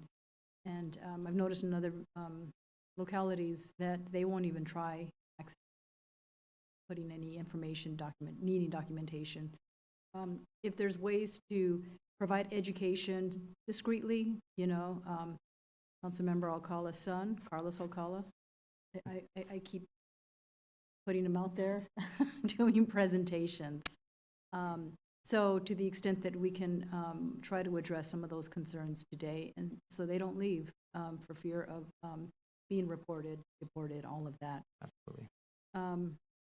And you can always refer them to our website. We did a statement as well. Mm-hmm. Looking at the CalWorks program, which I really like, the housing support program is one way to keep people housed, and expanding that model in any way is something I'd like to explore. Challenge again at the federal level with the cuts. So absent that threat, the state is continuing to fund the CalWorks housing support program. County welfare directors are taking a look at 2 fiscal years. There's a growing demand. Just putting yourself, or get our county supervisors or human service director to continue to ask. It is a formula where there's a reallocation of that so that we can continue to receive that. So based on that formula, you know, it could be, based on expenditure. So definitely look into tapping and expanding that opportunity. So the city, as you know, we have an inclusionary housing policy. And we also have a, affordable housing, requirements, or, through our housing element and our arena. So with all of that, we have developers that are all throughout the city needing to develop housing. And with that, I would like to see more of a partnership to help them access grants, even if it's a letter of support. To just learn what their demands are as they apply for grants. It could be an opportunity, a segue for people to get referred once the housing is available. So, that's something that, we are supportive of, the 10%, hoping it'll make a dent on your wait lists that you have there. Continuing to grow, the housing support. On HAP, Councilmember Early brought up CalAIM and Emergency Solutions Grant. I think those are opportunities that I don't see Yolo County tapping. And I know that, California State Association of Counties did try to create a better formula this last year. And I know that grant has not gone out yet. I think they're a grant and a half behind in getting those out. And I hope we are tapping, because this will probably be our first time ever if we ever get it. I'm not sure for sure, but, or maybe we got a drop and I don't know what happened to it. Just got sucked into something, I don't know, really fast. But, just finding a way to tap more of that, because HAP, we're going to, at the federal level, state level, we're going to continue to ask for more funding. It is an opportunity for all sorts of, rental, all sorts of things that we can tap. So if we're not getting technical expertise or getting any information about how to tap that funding, I strongly urge that we figure that out and start, sitting at the table learning more about how we get those funding sources, because that does reduce, the ESG does reduce encampments and things like that all of Yolo County experiences. In addition to that, we have Prop 1, that also will provide support for veterans. We have veterans who are in our motels, so taking a look at what opportunities we can grow and expand on here, West Sacramento. SSI advocacy. I don't know to what extent we've ever tapped that, but many jurisdictions have been very effective in, we are successful in somebody who doesn't qualify for SSI, to go through their appeal process and then to get their SSI approved. So, for individuals with disabilities, instead of, unfortunately, that's what happens along West Capitol Avenue. You have a payer who's controlling that SSI, and that person is placed in a motel and kicked out of their motel room for, the last week, and then they're homeless and not the best source. But if there's a way to partner with the city to find more permanent housing, I'd like to find a way to open that niche and find out what we can do to support you. Give us some ideas. I need to shut that door, and I need those on SSI to be able to access permanent housing, not a 3-week home where they're homeless for 1 week. These are not individuals that need to be put under those circumstances. So I urge us to be able to explore that further. The numbers are too high, the ones you quoted on the wait list. And to the extent that, we can learn more about those numbers and those individuals, as we do our CAP, or as I do my U.S. Conference of Mayors, we participated, Raul's been great. We participated in several meetings, not only here, but in D.C. Through that source, just give us the talking points, give us, information, help all the elected leaders who are doing what we can on advocacy, whether it be, we have, Senator Cabaldon, who's the chair of a key, committee that can help us out. I mean, take advantage of that opportunity. Teach us to help you to advocate much more strongly in all these things.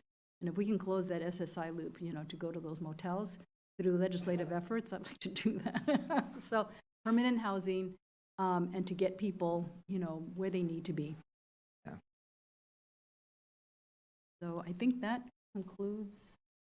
Thank you so much for all you're doing. We Yeah. greatly appreciate, I know it's a lot of heavy lifting with limited resources, not only for the people who are trying to access it, but for yourselves. It's, I do just want to thank you all for the time tonight, and again, thank the city staff, because a few of you mentioned it, but you do have an amazing housing staff here, and Raul, Tracy, David, like, we're talking all the time about different projects, surveys, information that you mentioned. I'd be remiss also if I didn't thank and include our development partners who are helping us. They're the ones who got the huddle built, and they're partnering with us on 641. The huddle was the fastest ever IIG project at the state, and so we're hoping to, have a similar delivery for the city of West Sacramento with our next project. And, thank you all for the time tonight. thank you so much, Ian. All right, next is our consent agenda items 4 through 21. Are there any requests to remove, Mayor, pull an item? pull Yes. number 11, please. Is that for a question or? to- Questions for, yeah. Okay, questions. separate, okay. Any other? 4? Any other items? Okay, we'll start with agenda item 4. Thank you. I just had a few questions for item number 4, the West Acre Park. Thank you. Don't all rush down. I'm teasing. Introduce yourself. Sure. I'm Megan Gideon. I'm a project manager with the Capital Project Department. Thank you, Megan. I appreciate your approaching. I know a lot about this project, but I wanted to call you up to ask you a couple questions so that the community members that are watching this meeting tonight will get a little bit of information.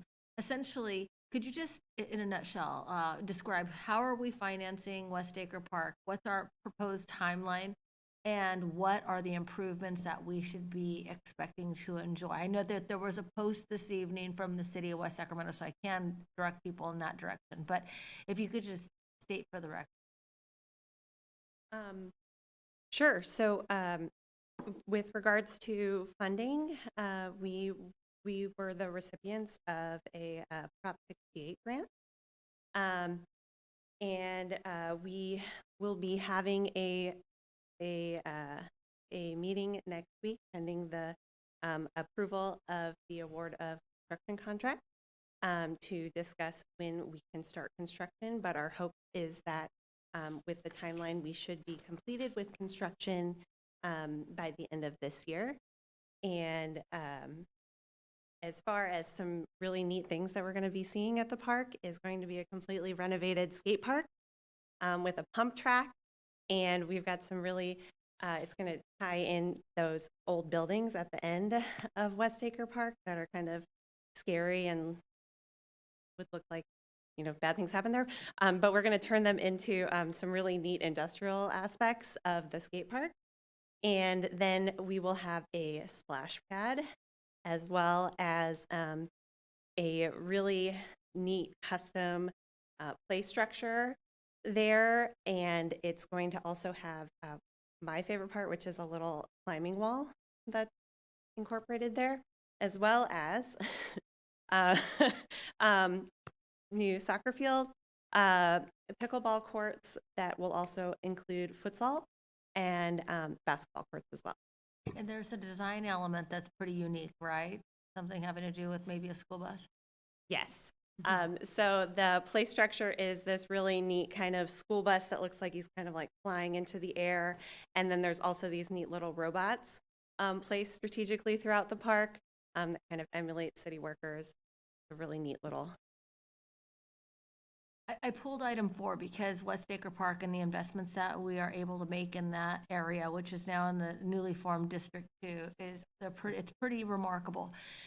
We've had the opportunity to have some great parks in our city. However, I think that this one, once constructed and completed, will be one of the destination locations for kids in our community.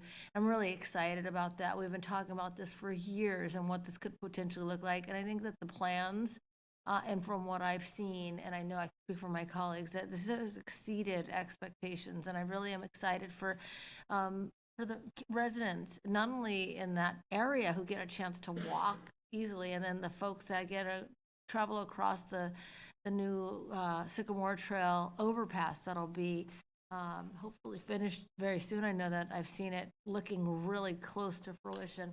But this is just an underserved area and an underfinanced area, and I'm excited about that investment, like more than I can ever explain. Thank you so much for taking the dais. I know that that was kind of an unexpected, not dais, podium, unexpected call out, but great job. Thank you. Oh, and one more thing is that, sorry, there's also going to be a wellness labyrinth that's got this, I'll be interested, can't wait, maybe we'll try it together.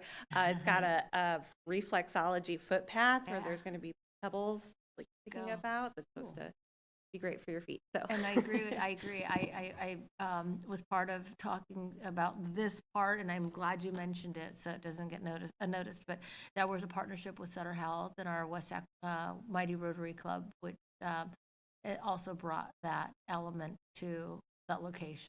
So something for everyone. Thank you, Madam Mayor. Mayor, I just want to put an exclamation point on this. Megan did a great job summarizing the park, but I think one of the most notable things about this is the Prop 68 grant that we received was for almost $8 million. And it's beyond or besides the recent grants for Bright Park. I believe it's probably our second biggest grant ever for a park facility, allowing us to rebuild the entire thing. Just want to give a lot of kudos to the team that's been involved with it from the beginning, starting with our now Economic Development Director, Tracy Michael, who I think probably wrote that grant. I'm sure there were other people involved too, but the parks team, the capital projects team, Megan, and those involved in the building the park. So this is a monumental lift to get this park rebuilt, and I can't emphasize that enough. And just wanted to take that moment to recognize staff. Thank you, Mr. City Manager. For somebody who walks across that park and has had a child playing soccer for many years over at Evergreen, it has a seedy element to it currently. I mean, I hate to say that about any park in my community, but it's been neglected. And so to imagine that it could be this remarkable magnet of energy in the heart of the district is something really great. Thank you. Thank you. And also we'll be providing monthly updates of the construction. So follow along on the website. Thank you. Thank you. Councilmember O'Connor. Thank you. Mayor, I have some questions about the funding for this project. So I know affordable housing, it's been a priority for the city. And we just heard a presentation on housing here in Yolo County.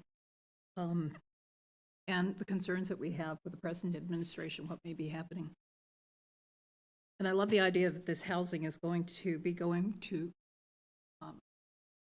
target people with disabilities, with the blind. But I did have some questions about the funding. Are we, as a city, paying $975,000? It says we're not here on page 290, but is our payment $487? I wasn't sure about that, and I know we haven't committed yet, but is that market rate that we'd be paying? Yeah, the city is not paying any money for this at this property Okay. at this time because the city is not actually acquiring it. We have essentially facilitated a transaction between two private parties. The 475 figure you mentioned is a part of the deal terms to which should the affordable housing project not be able to come to fruition, then the city would acquire this property at what is essentially 50% of what its current value is. So we're hoping that won't be necessary because we're hoping that the project proceeds, and we're certainly optimistic about it based on the past track record of parties involved. But at this time, the city is not putting any money into acquisition of this property, nor are we slated to put any money into the ultimate affordable housing project. Okay, very good, yes. And I see it also says, I'm asking these questions so there was some concerns from the public. I wanted to make sure that we were clear. And if this property were to be purchased, we're still looking at what, 1 or 2 years down the road that correct? I would anticipate so. Most of the affordable housing projects, there's multiple grant cycles that can have to be applied for. Usually those are once or twice a year. So I would expect that this one would probably be a next year. Okay, and I know Operative did a great job on the huddle, so I think that I'm not so concerned that we may wind up having to pay for it. And pay, if so, half of the It's market price. half, I was gonna say, yes. I know it sold, someone mentioned to me that it sold for $515 in 2016. That's still definitely under what, Even Yeah, even then. then, well, it Okay. will have been 10 years by then. all right, So that's great, thank you, that's all. Councilmember Early.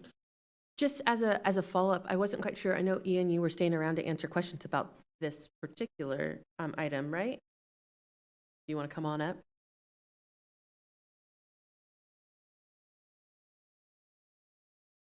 We heard from my colleague that, and really great questions, just around some concerns, and I think they're very valid concerns about the viability of the project, particularly everything that's happening at the federal level. I think you have some insider knowledge about this and how the project is going, so would love for you to ease some of our worries. Yeah, absolutely. So this project has already been awarded $2.2 million in infill infrastructure grant funding from HCD. It was a similar funding that kicked off the huddle. 16 of the 36 units have been awarded project-based vouchers. We've received $457,000 in PLHA funding from the county to help with the overall costs. We've also received a commitment of $800,000 from Alta California Regional to dedicate 8 units to serving their population. All that is going into the funding pool and local funding. That I mentioned the need for local match funding when we apply for tax credits. We're putting together a tax credit application for the March application date for this project, and crossing our fingers that we'll be successful. I think that is all going to be helpful local match funding that will make us competitive for that. We also have had some recent conversations with Alta that they have another potential project that they awarded $1.2 million, which may be falling through. And if that does happen, they want to repurpose that $1.2 million to this project to give us a total of $2 million. So we're pretty confident, especially they're so early on in an affordable housing project with the funding that we've been able to secure thus far. Thank you so much. That is very helpful information. All right, I have Sure. one question based on the line of questioning. Who do you want to ask? I think Ian, Okay. actually. I Councilmember mean, it could be David with that fantastic ponytail, but you'd mentioned Alta, and is this the model of housing that this will eventually present as? Is this something that comes with security or on-site management, like case wraparound services or anything like that? For depending on security, if you're talking about like a security guard or something like that, that's not planned for this project. But in terms of supportive services, it's one of the benefits of partnering with Alta is that they're required to provide a host of services for their folks. And so there's a whole kind of menu, so to speak, based on the needs of each particular Alta client and what types of services they'll be receiving.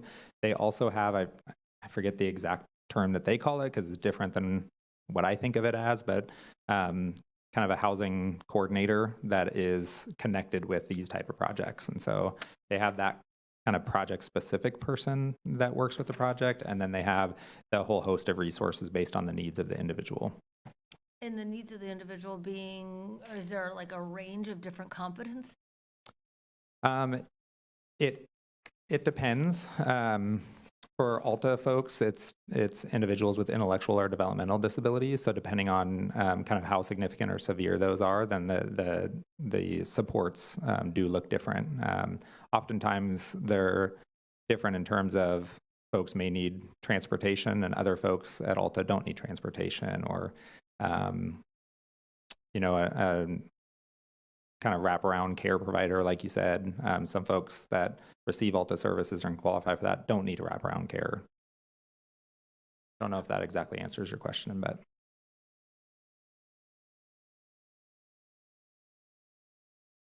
Is this a facility that would,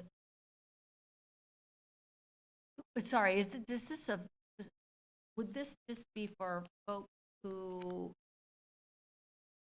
are receiving services from Alta or other mental health providers, that would be like for folks to be individually just in need of additional care? Or is this a situation where there's a referral from, let's say, probation or the district attorney's office as a, punishment? Do you follow where I'm asking here? Yeah. We're not intending to have it be referral based through like a mental health court or addiction intervention court type program or something like that. Yeah, it's for these 8 units of the 36 are currently designated for Alta Regional, and so the referrals will come from Alta Regional. Okay, Yeah, thank absolutely. So my question's for both of you. So this agenda item is for the city to somehow be involved if it should fall through. So what is the benefit of us taking action on this for the purpose of sustaining the project? And if the project is not sustained, what then happens at that point? So Ian might be able to answer part of it. I don't know. Maybe David. All right, well, I'll start, and then Ian can back me up as needed. This is an opportunity here to do an affordable housing project without requiring city resources. Council will recall many of our other affordable housing projects, we have put significant amount of money into each of them to add to the multiple pots of funding sources that Ian referenced earlier. So this is an opportunity to help facilitate an affordable housing project without city money in it. But it also gives us an opportunity, should that not happen, gives us an opportunity to acquire a fairly strategically located property at half of its value, market value, that we could either turn around for another affordable housing project or some other purpose as the council may decide. So there's an opportunity here, no matter how this goes, we're focused on getting affordable housing project. Okay, I think that helps. Thank you so much. And with that, I'll accept a motion for our consent agenda. So moved. Early seconds. Councilmember Orozco moved and Councilmember Early seconded. Madam Clerk, please call the roll. Councilmember Early, Aye. Councilmember Racala, Aye. Councilmember Orozco, Aye. Mayor Pro Tem Sulpicio Hull, Aye. Mayor Guerrero. Aye. Thank you so much.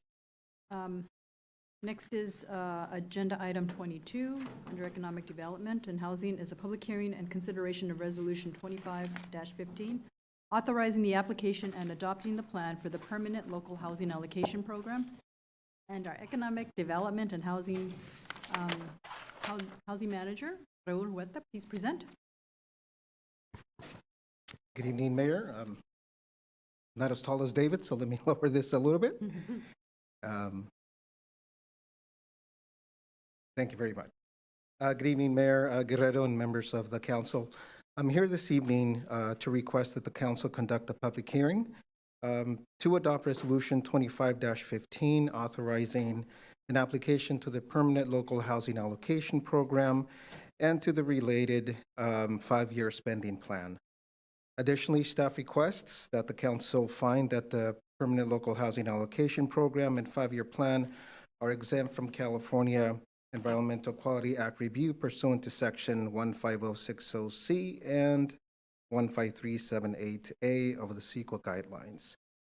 In 2017, the California legislature approved Senate Bill 2, establishing a $75 recording fee on real estate documents to help increase the supply of affordable housing. SB 2 established the Permanent Local Housing Allocation Program to provide a permanent source of funding to cities and counties to help with the unmet need of affordable housing. Under the PLHA program, local governments that are entitlement jurisdictions and receive community development block grant funds are eligible for this grant funding. West Sacramento meets all of those requirements and is eligible to receive funding based on its CDBG funding formula. On October 2024, the State Department of Housing released a notice of funding availability for the PLHA program that covers funding for the remaining 3 calendar years of the initial 5-year planning period, which covered calendar years 2019 through calendar year 2023 funding. The city is eligible to receive a combined amount of $763,253 for calendar years 2021, 2022, and 2023. I should note that the city did not apply for calendar year 2019 and calendar year 2020 funding.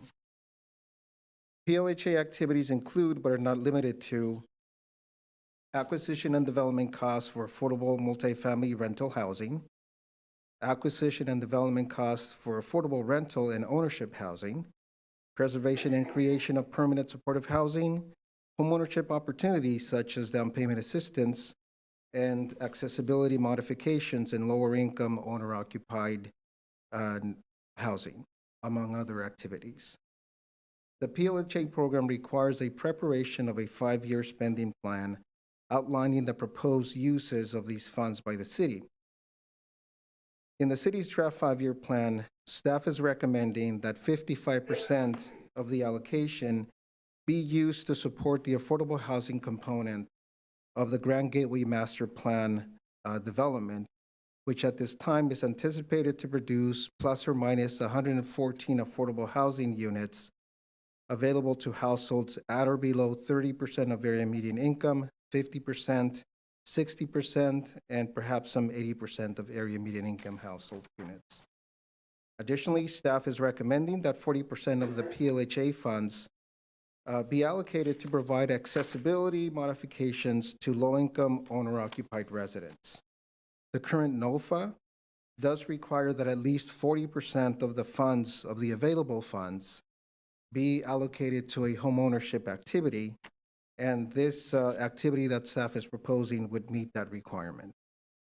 Lastly, staff is recommending that 5% of the funds be allocated for administration of the PLHA funds. As required by the PLHA program, the city's draft 5-year plan was made available for a public comment from January 24th through February 7th. Staff received 3 public comments during that period. The first comment that the staff received was concerning a clarification of the 5-year period that the plan covered. Staff did respond to the resident to try to clarify that while the plan covers calendar years 2019 through 2023, this particular NOFA only covered funding for calendar years 2021, 2022, and 2023. Second comment that that staff received was from a resident who requested that the city stop spending local money for low-income housing, as the commenter believed that this would create a magnet for low-income families and refugee camps. Staff responded to the comment and tried to clarify that the activities that it is proposing are eligible under the PLHA program, and that the funding is not coming from local funds, but rather from state funds that are particularly for these activities. Finally, staff received comments from Legal Services of Northern California requesting that more detail be included on the draft plan on the affordable component of the Grand Gateway Master Plan, including the name of the developer, the affordability levels, and confirmation that the majority of the funds will serve households at or below 60% of area median income. Staff agrees with this, and it will be amending the plan to include more detail about the affordable component of the Grand Gateway Master Plan, as requested.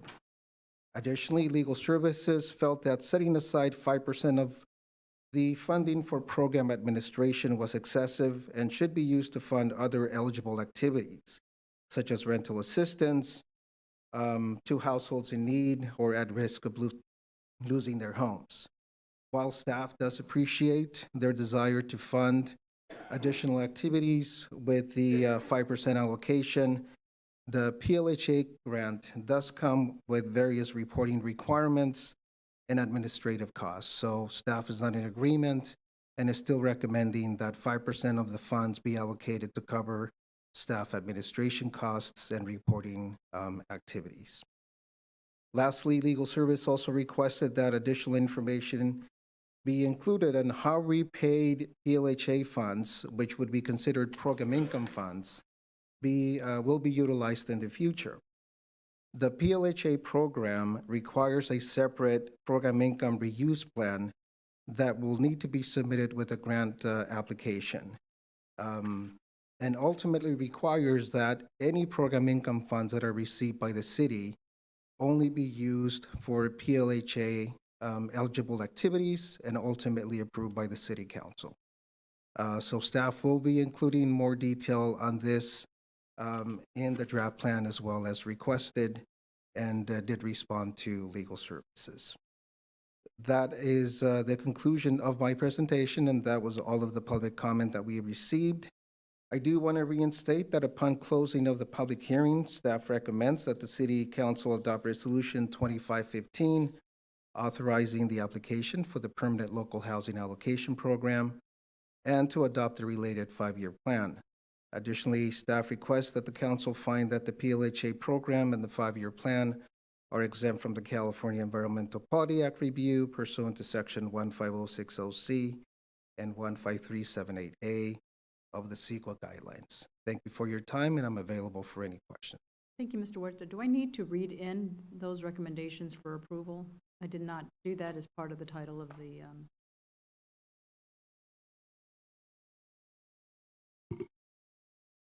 Don't think so. do we? I just want to make sure, because you did say all of that. So- In the meantime, we Is have. it, oh, go right, I ahead. mean, we would typically say adopt the recommended action. Here. If you want to take a minute, we'll have Yeah, Councilmember Alcala yeah, ask her let's do question. that. There are only Sure. 3. In the administration of this program, is 5% the normal? 5% is actually within the norm of most funding sources. Some funding sources allow 10%, some funding sources allow up to 20% for general administration costs. But I would say that 5% is very common within some of the other funding sources, yes. And for the 5-year plan to provide housing here in West Sacramento, do we go off a wait list that we currently have to find housing for families or for individuals? No, so when a project is completed, the entity, the nonprofit developer or the LLC that is created will typically do marketing for that project. And in the recent past, we have always requested that, or required actually, that they do some initial marketing locally here in West Sacramento in the city before they do their general marketing throughout the greater Sacramento region. They do establish a waiting list of applicants, and as they get applicants approved, they maintain that waiting list for each individual project. But we, the staff or the city, does not maintain a waiting list of individuals, primarily because, again, the city does not own or manage any of the affordable housing. It's all owned by either the housing authority or the nonprofit developers, the LLCs that develop those projects. Thank you, Paul. And real quick, what is considered affordable housing? That's a very good question. Typically, anything 80% and below would be considered affordable, but there are various levels of affordability. Typically, most funding sources, the deeper you go, the more funding that you are eligible to receive. So you'll see that most projects these days will have affordability levels of starting at 30% at the lowest end, up to typically 60% and some 80% of area median income. But 80% is considered affordable, And up just- to 80%. And just ballpark figure in terms of dollars, we get a housing for a family. What are we looking at here in West Sacramento? Let's say In just a terms of three-bedroom. a rental unit or an affordable rental unit, market rate rental unit, I won't quote you, I'm just sort of trying to get a ballpark. Well, they're two separate types, market and Alright. affordable. That's Alright, that's so the we wanna question he's see. asking you. Okay, so what is the average? ooh, well, that's a tough one. I'm gonna say that for your typical 3-bedroom market rate, 3-bedroom, say 3-bedroom, 2-bath, you're looking at north of 2,500, right? Easily, depends on where it is. If you're if we're talking about affordable housing, even as an affordable housing unit, you're probably looking at around 1,500. Okay. Give or take. Hey, Raul, could you explain just really briefly the concept of not affordable housing not paying more than roughly a third of income, like how in terms of how rents are Correct, set? yeah. So rents for these affordable projects are typically based on the income limits that HUD publishes and that the state takes, and then they publish their own income limits. And rents are derived from those income limits. Typically, affordable housing or an affordable rent is considered not more than 30% of a household's income.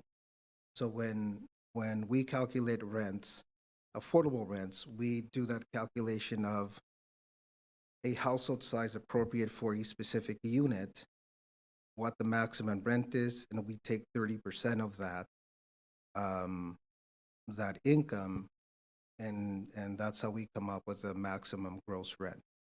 We then subtract the utility allowance for any tenant paid utilities, and that typically provides the contract rent that a tenant will pay. And But I it's only, all based on the income limits and the fact that a household generally shouldn't pay more than 30% of their income towards housing. Thank you, and I just want to stress that point because, typically in California, West Sacramento and the region is no different. Often the case in market rate rent, you have households struggling to not even stay within that limit, but it can be half your income or higher, and so it really stresses the importance of regulated affordable housing to keep it at a truly affordable level. Thank you. Any other questions from the council member? Thank you, Mr. Thank President. you. I think we need to take action. Yeah, and so, Madam Mayor, I'm comfortable, the recommended action as you adopting the resolution, I think the resolution contains all of the information that you needed for this, so All right, moving the recommended action would. moving the recommended action. I'll accept Have a- we opened and closed the public And public hearing? comment, sorry, Madam Clerk, what is the?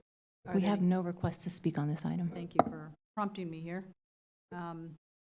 And bringing it back to council. Any questions, comments? Early moves the recommended action. Right, and Madam Clerk, Councilmember Early moved and Councilmember Orozco seconded, and please call the roll. Councilmember Ocala? Aye. Councilmember Early? Aye. Councilmember Orozco? Aye. Mayor Pro Tem Sulpicio Hull? Aye. Mayor Guerrero? Aye, this item is approved. Thank you, Mr. Huerta. Next on our regular agenda is item 23. Oh, Chief. Under the city's manager's office is consideration of resolution 25-24, approving exception to the 180-day waiting period to hire a CalPERS retired annuitant in accordance with Government Code Section 7522.56 and 21224. So I have you, Chief, to present this. How exciting. Good evening, Mayor, council members, and members of the public. Tonight, I am presenting Resolution 2524 for your consideration, which should approve an exemption to the 180-day waiting period typically required before hiring a retired annuitant as an extra help employee. CalPERS regulations generally require a 180-day waiting period before a retired annuitant can return to work with a CalPERS agency. However, exceptions can be granted when it serves a critical operational need and receives governing body approval through a resolution in a public meeting. As detailed in the staff report, hiring Linda Vargas as an extra help retired annuitant would provide essential support for complex fiscal and administrative functions, ensuring proper knowledge transfer to recently filled positions and operational continuity. Linda would work in an extra help capacity focusing on specialized tasks and training. The proposed arrangements complies with all CalPERS regulations regarding work hours and compensation limits for retired annuitants. Staff recommends that City Council approve Resolution 25-24, and I'm happy to answer any questions that you might have. Thank you. Are there any questions among members? Open it up for public comment, Madam Clerk. We have no request to speak on this item. Close this. Thank you so much, Chief. Thank you. Good luck to person working. Yes. Early moves staff recommended action. Councilmember Councilmember Early moved, Councilmember Orozco seconded. Madam Clerk, please call the roll. Councilmember Acala? Aye. Councilmember Early? Aye. Councilmember Orozco? Aye. Mayor Pro Tem Sulpicio Hull? Aye. Mayor Guerrero? Aye. All right, this item is approved. Next is agenda item 24, is consideration of the biennial appointments to the city boards and commissions. And I wanted to open it up to public comment first. Madam Clerk, are there any requests to speak? We have no request to speak on this item. Okay, I just want to get a show of hands of who's here for the appointments. I see. Okay, thank you. All right, close the public comment, bring it back to council. So, I have asked council members to present to me their recommendations so that we can get that, once they take a look at the packet. Oh, I'm sorry, Mayor. Can I was just, do a presentation? Of course. Okay. So the process is, I've asked the council members to provide me with their recommendations, primarily, prioritizing, representatives from their district. And then if there's no representative, of course, they can't choose from that, and they would need to look at other districts, because we do need to fill, I think it's about 55 commission appointments. Most of, well, if not, except one, commission had exceeded the number of applicants for the appointments. And, there were quite a few, so maybe about 105 applications for about the 55 appointments. And I am just been so impressed with the quality of the applicants that put their application in. I had conversations with some of the applicants who are just so devoted to the city and have such a passion to see wonderful things happen. Just impressed with the caliber of applicants that we receive. And I'm real excited to see what we can do with these appointments as we move forward, especially with Measure O. And we just came out of a strategic planning retreat where I think we're going to have a lot of planning in the next 2 years. So I anticipate, I don't want to scare our staff, but I anticipate that our boards and commissions will be a lot busier. Because I did note that there were some times when, out of the 24 months, some commissions met only 6 times, some met 11. Planning was very busy, the busiest, about 26 meetings. And it's great to see, looking at those in attendance, who showed up to most of the meetings. And I have to say, with the appointment, I do like for our commissioners to attend as many meetings as possible. There is a sequence of events that happen at these meetings. If they're not attending, to please listen to the meeting, to follow up and make sure that they capture all the information, because it could be a workshop and then a decision. And there is a lot of work that goes behind this. There could be a presentation on our master plan and what your duties and assignments are when you're presented with the decision on how we're going to expend a grant. And so with that, you also receive public comment and input from the community. So if you hear in the workshop and they don't show up for the decision for the following meeting, you just miss out on that opportunity. Being a commissioner myself, and Yolo County and here for West Sacramento for 16 years. I greatly appreciated and valued the insight and the information, and to see the city grow, to see and have a lot of pride. And that's what I saw and heard from everybody, was the pride they have to be able to be a part of this opportunity. Really hard sometimes to have to explain that not everybody's going to get appointed. And I hope that those that do not get appointed find some meaningful way to reach out to all of the council members who are very much engaged in our community to do something else. And I would hear that as feedback from the applicants. They do want to be involved. So hold on to these numbers, council members, hold on to these emails and this information, because our commission applicants do want to find a way to, do something meaningful in our community. And with that, moving into the next step of the process, you know, as mayor, that it's my responsibility to provide the recommendation. And then from there, we take a look at a vote. And if the recommendation is not something I don't see consensus among the council members, because I'd like for this to be a unanimous vote, then I'm willing to continue to make recommendations until we have consensus among the council members.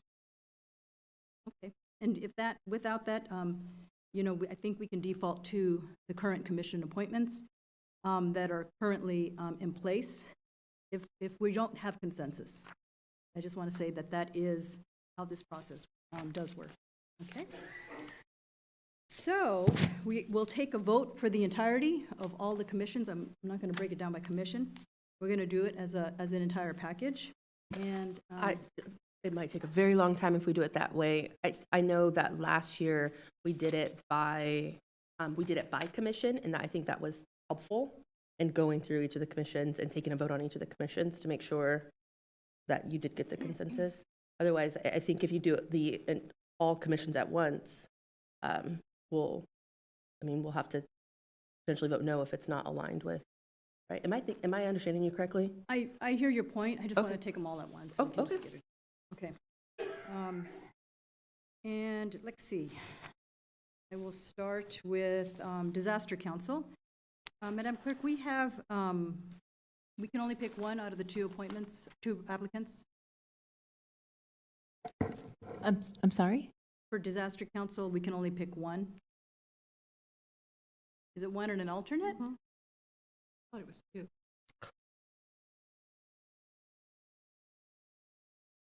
There's definitely two spots. I just don't know if one and an alternate or It's if one and an alternate, one citizen and an alternate. Okay, sounds good.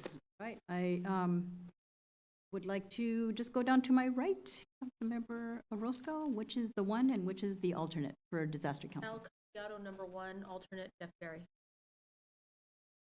Same. Same. That's fine. All right.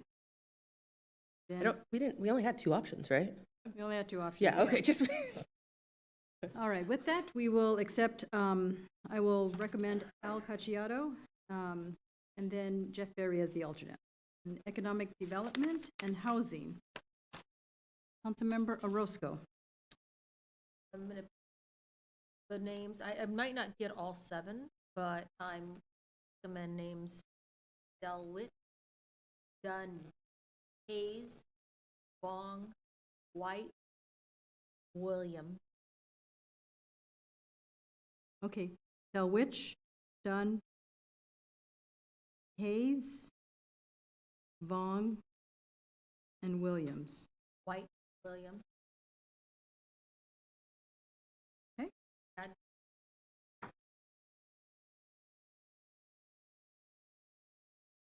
And Garcia. Chris White from District 3, Gabriel Garcia from District 2, Jessica Williams from District 2, Ali Said from District 3, Danielle Wong from District, oh, my bad. Tell me where After Garcia, who was it? Okay. Jessica Williams, District 2. Jessica Williams, District 2, okay. Ali Said, District 3. Danielle Wong, District 1. Michael Hayes, District 4. Zacharias Delwich, District 3. And as my alternate, Jonathan Dunn from District 2. Okay. I'm going to recommend J.P. Singh as my recommendation, and Chris White as my recommendation. Okay. Councilmember Sopizio Hull. I have Michael Hayes, Chris White, Ali Said, Said Gardizi, Danielle Wong, Jessica Williams, Zachariah Delwitt, and Stephen Vaughn.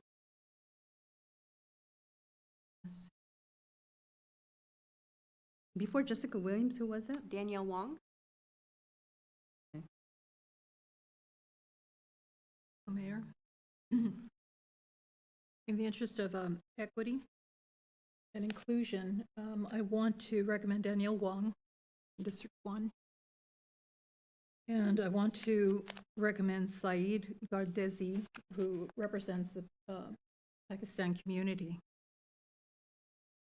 And I don't believe we have anyone who represents the community on any of economic development and housing commissions For your district?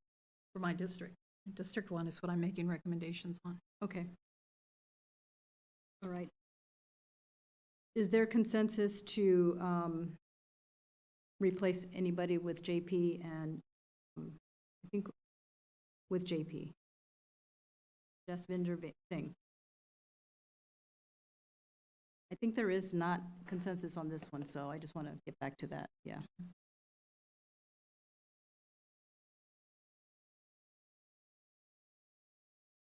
JP was not on it. I know. It's easier for me to track your list.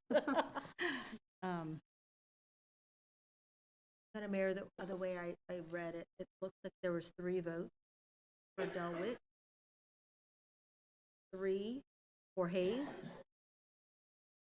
4 for White, 3 for Williams, 3 for Wong, which is majority on all of those. I did see that we had 2 for Dunn, 2 for Garcia, 2 for Said, and 2 for Vong. Okay, so, so Saeed, Hayes, Jasvinder Singh, Chris White, Danielle Wong, 1, 2, 3, 4, 5. 5. Jonathan, let me see, who else had 3? You had Delwich, you had Hayes, Which, Williams, Wong, and White had at least 1, 2, 3, 4, 5, 5. 6, 7. 1. So Zachariah Delwich, Saeed Gardezi, Michael Hayes. No, not It's Gardezi. Ali Saeed. I just want to make sure we're on the same Saeed, page. sorry, good, Yeah. thank you for catching that Yeah, one. I just want to, So Ali Saeed has 2. Those that have at least 3. Oh, no, so we can add Ali Saeed, it's fine. That would make 8. So it would be Zacharias Delwich, Saeed Gardezi, I Michael. think he only had 1. yeah, I don't think so. I think I missed. Yeah. I didn't see a vote. No, we only Saeed have 1 vote Gardezi? for Gardezi. I'm counting 8. Norma and I both said Saeed Gardezi. Oh, did you as well? We did. Okay, So so that's 2. So Zachariah Delwich, Saeed Gardezi, Michael Hayes, Ali Saeed, JP Singh, Chris White, Jessica Williams, and Danielle Wong. Is I that think- 8? No, I think Mr. Singh has only 1 vote for But that's my recommendation. I would have thought that perhaps it would have been more of the amount of votes per person. No, it's my recommendation, and then if there's not a recommendation, then we move forward. You can think about it as we proceed. Those are my, that's my recommendation. And I counted 8. I didn't mention the alternate. It might be helpful to get clarification, because if we do put it forward, and this is what I was just saying originally, and if there isn't consensus or it is no, I think we have to come back to us. I don't think it defaults because a no is an action, I think, but it would be helpful to get clarification. Where's the city attorney? I'm not a city attorney. I don't even pretend to be one on TV. So. They stepped into the closed session room. Let me go. Can you ask them to come back? Yes. Well, we can have them come back. So let me take a look at an alternate in the meantime. I think it only defaults if there's no action, and so if like we were at a split vote or something like that, is when it defaults to no action, I think. So like I said, I don't play a city attorney on TV.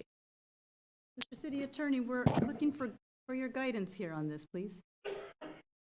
Let's repeat the question. Repeat the question, please. Oh, absolutely. So I think we were just trying to get clarification. If we put all of them forward and for whatever reason we don't have a consensus, and if the vote is no, and I wouldn't want to see that happen, does it default to whatever is? Because I think a no is an action, right? It would be helpful to know what happens. Yes, if there is a majority vote against whatever is being put forward, then that, for lack of a better term, that motion fails. The default, though, is that everyone who's on board and commission stays on the board. And they retain their office until they are replaced. Until there is an action. Until there is an affirmative decision by a majority of the council to make.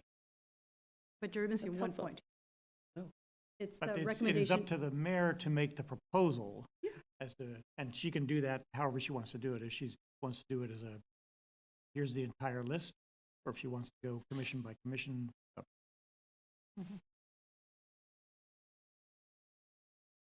Perfect. I understand. Thank you. Yeah, no, it makes sense. Like I said, So my thank you, City Attorney. Yeah, my recommendations, Zachariah Dawich, Saeed Gardezi, Michael Hayes, Ali Saeed, and he could be the alternate. Jasvinder Singh, Chris White, and Jessica Williams, and Danielle Wong, and I think that's 8. 1, 4, 6, 7, 8. I will say now that because there were several that I think had more votes, I would at this point be a no. But like you said, we can keep going. Sure. All right, I'm trying to keep better track of this. Let's go through Environment and Utilities Commission. Councilmember Roscoe? Sorry, so we're not going to make a decision? It doesn't seem like efficiency-wise, since our attention is just on the Economic Development Commission. Looking at this now, to make this? Well, I'm going to make a decision on the entire, all the commissions together. We're going down right now. I made my recommendations. And do you want me to repeat my recommendations? No, for- I'm keeping perfect track. I'm noticing that District 2 is barely recognized on economic development, which is upsetting to me considering that there were multiple folks Okay. that had recommendations and it looked like it was pretty well represented. But I just wonder if you take the entire package with Would all you- of the applicants, if it's would you like- unnecessarily complicated. Pardon? Okay, I'm willing to replace Ali Saeed with Jonathan Dunn. Is that your recommendation? Well, I think Jessica Representation? Williams, you have, Jessica Williams, we have. Mm-hmm. I have Jessica Williams down. So the overrepresentation is in District 3, where we have Zachariah Dawich, Ali Saeed, Jasvinder Singh, and Chris White. Those are all threes. So we can replace. But I would just like to flag, I, as District 3 representative, not moving forward, saying I listed a couple of District 3 not. And so I appreciate that they're taking a slot for District 3. I would prefer that if you're going to take someone away that's representing the district that I serve, that it not be one that I put forward. I would just flag that. Okay. So I would like to ask Councilmember Orozco, who would be her preference for District 2? And I will make that decision. You would like representation. District 2 is Jonathan Dunn. Those are the only, and Gabriel Garcia. And which one of the two would you like to move Madam forward? Mayor, And I'll I make the just- decision on which one. I don't like this process, the way it's being handled. Frankly, I think that we as a council are looking out for the city, and I'm looking out for District 3 and 4 and 1 as much as I am 2, but there are far fewer applicants from District 2 as we can see in the application pool. I In this see. particular case, Mhm. what I was noticing is that as we put our names forward, I was taking a look at each of the council members' selections, and I thought that if, for example, if we had a majority decided on a few of that, maybe we could just say, okay, this is consensus, easy, boom. We got at least 5 where we've had 3 or 4 votes for them, so that should be easy picks. And then we can discuss the remainder and see how those would fall in place. Because it looks like out of all of them, it is running, like, for example, we had 3 votes for Wong, who was in District 1, 3 votes for Williams, which is in District 2, 4 votes for White, which is in District 3, and then we go up all the way to Michael Hayes, who's in District 4, and that's 3 votes. So those are easy. That's 1, 2, 3, 4, boom. Then you get onto the top. And I did select those, right? Did I miss something there? No, did I'm just select saying those. that we have 3 for Delwich, so that he's in. But when you go to the remainder, you have 2 votes for Said and 2 votes for Vong and 2 votes for Garcia. And yet you chose one with 1 vote. And I just think that it would be a little bit more equitable if had we chosen like more of a consensus along the council. Because there's multiple that have chosen other candidates based on a review of their package. Councilmember Alcala, JP Singh, you did not mention anybody from another area. You focused on No, your own. I'm focusing on District 1 because I believe it needs representation. And ultimately, Mayor, you're the one who makes the nominations. Right, and I think JP Singh is a member of the Chamber of Commerce, and a senior member of the Economic Development and Housing Commission, a business owner, has been serving the commission very well. And I'd like to keep him on there. May not find I'll throw everybody. another one out for Singh if you need, but I'm focusing on my nominations for 1. So I'd like to keep JP Singh on there, and Chris White is another reason why. She's former, still with the Chamber of Commerce, and continues to do great work out in the community. So those are the 2 threes that I have picked. I get that there could be a 2 that I can switch a 3 around, and I'm asking for your recommendations outside of JP Singh and Chris White.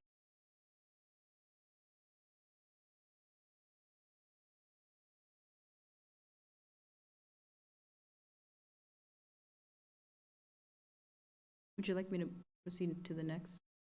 No. So if you like Jonathan Dunn, I mean, that was a recommendation. I could think that's fair. But there's also Gabriel Garcia.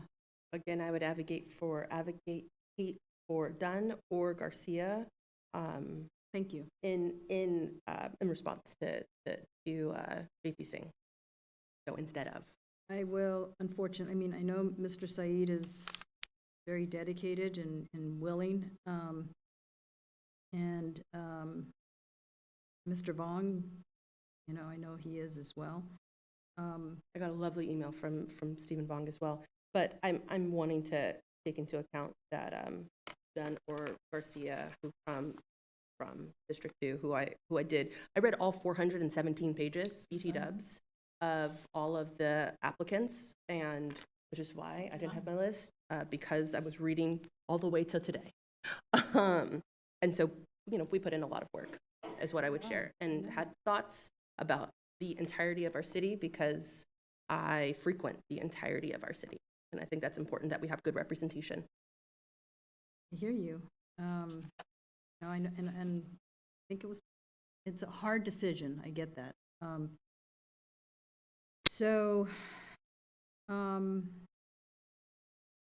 Mr. Dunn can be selected over Mr. Said.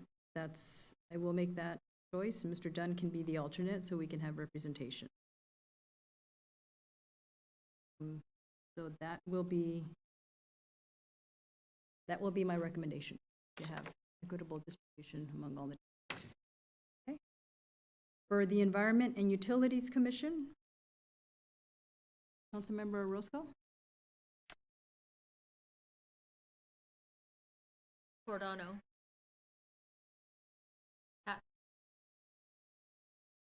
Ingram. McFall. Pine. Reed and Sears.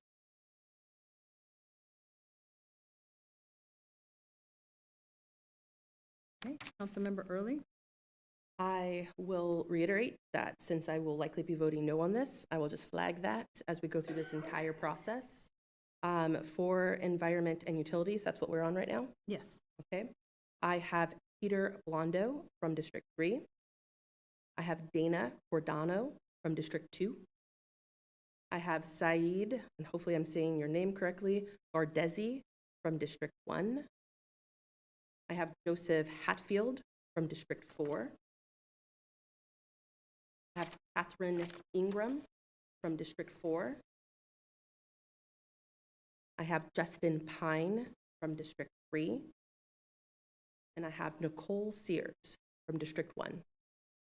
And then as my alternate, I have Andrew Benzinger from District 4. Okay.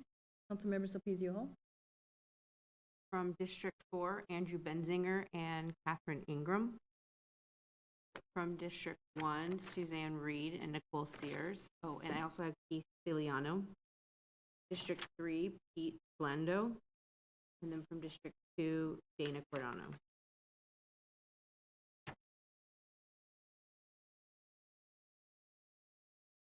Okay. You said Hatfield? Catherine Ingram? I did not say Hatfield.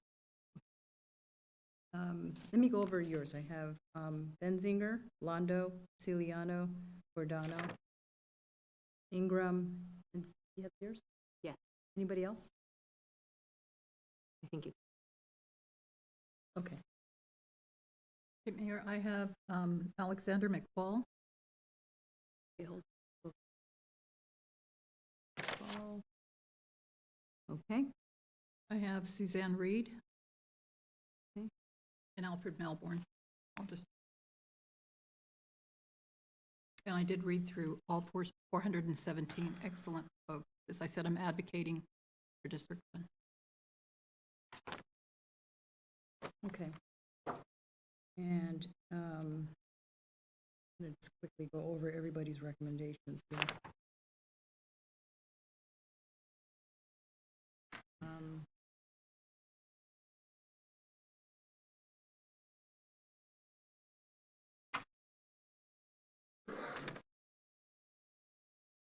You want to keep Suzanne Reed,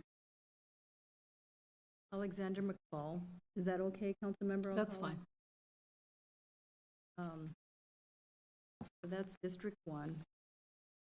For District 2, want to include Dana Cordano.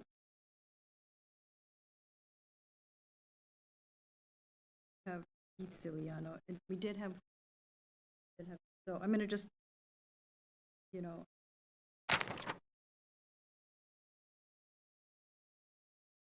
there were a lot of ones.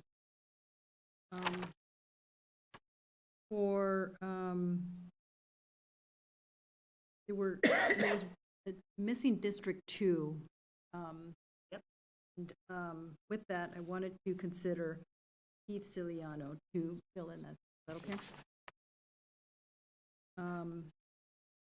For District 3, Peter Blondo.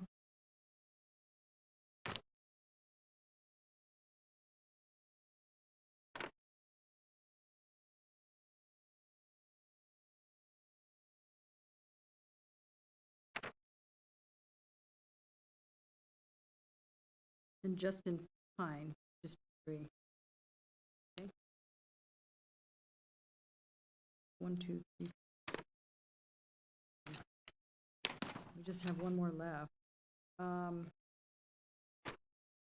We have Suzanne, Justin, Sander, Peter, Keith, Tina. I haven't done Alicia. Okay, so for District 4, Andrew. 1, 2, 3.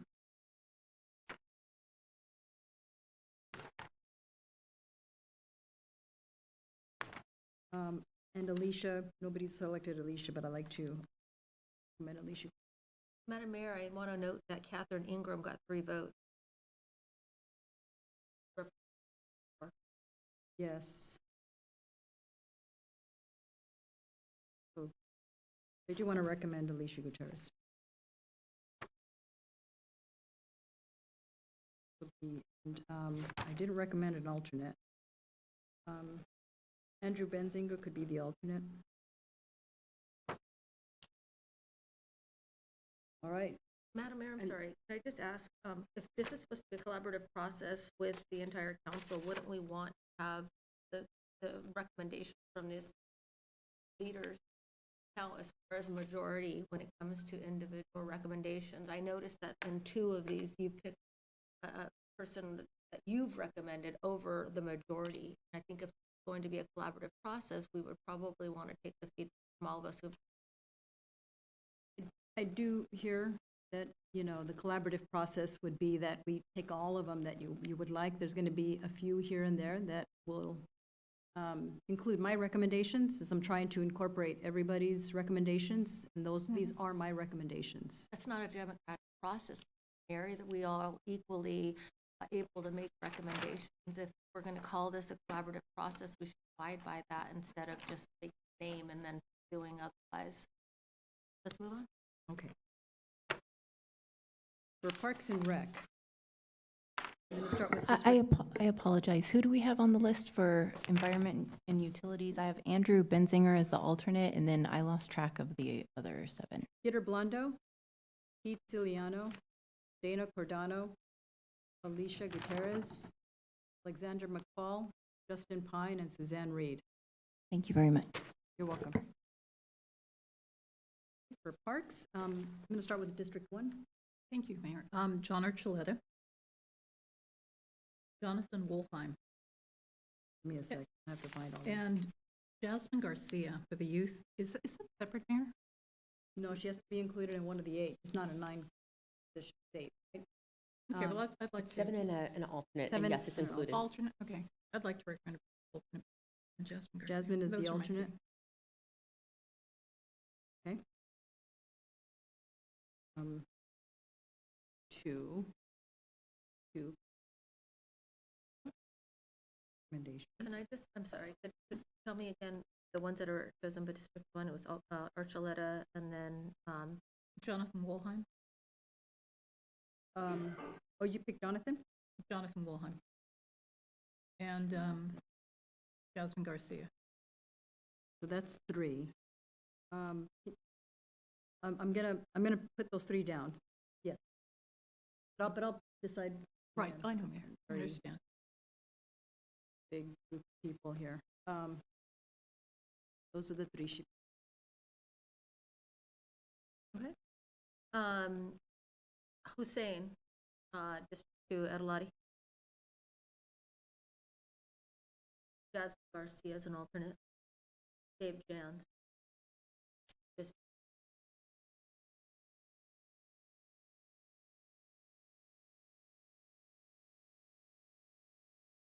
Hossein, Jasmine, and David Jans, those are your 3 picks? Oh, sure, go ahead.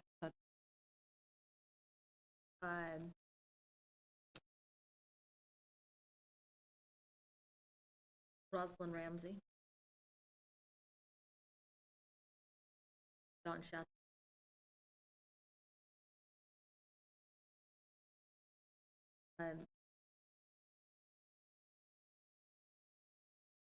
Jonathan Wong. Sarah Gila.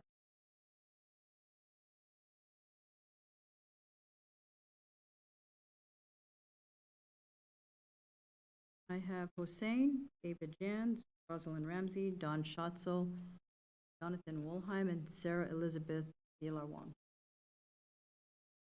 Those your pick? Did I miss somebody? Hossein. Dave. Dave Jans. Don Schatz. Jonathan Wall.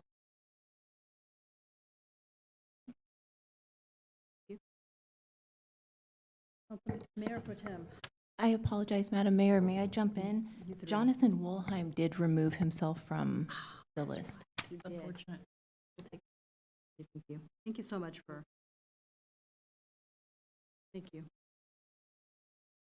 Ready? Yes, ready for 3. Okay. simply for the sake of acknowledging the work that I did, because I will be voting no. For Parks, Recreation, and Intergenerational Services Commission, I have Rosalind Rosie Ramsey from District 2. Let's see if I can get this person's name correct. Angela Casandez from District 4. I have Stephen Cox from District 1. I have Amin DeJord from District 3. I have Christia Martin from District 4. Okay, there. Let me know when you're ready. Yes. Okay. I have Jasmine Garcia as the Youth Commissioner from District 1, not as an alternate. And I really want to say this for this young woman who is listening. You are an amazing, not only youth, just person. Going through your resume, I am very impressed. Come see me about an internship. Mayor? I have Brandon Four from District 3. Brandon, hold on. Okay. And as a potential alternate, because I'm unsure of if they were included earlier or not in the list, Nicole Sears from District 1 as an alternate.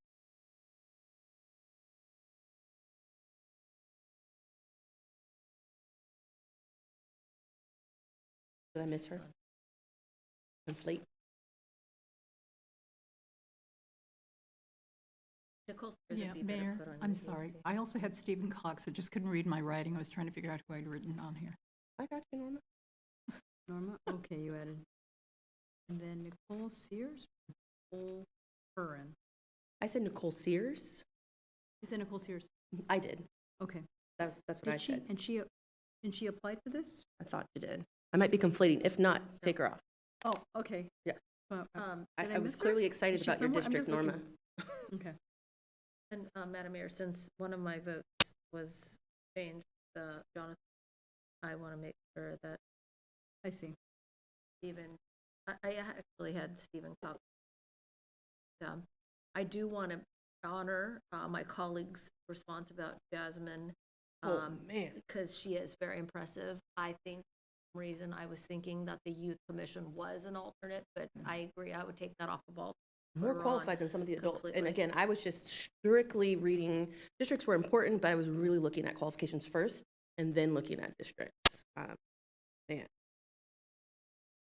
That's all I have to say. Yeah, but Stephen Cox. Stephen Cox. Retired teacher. Oh, okay, I see.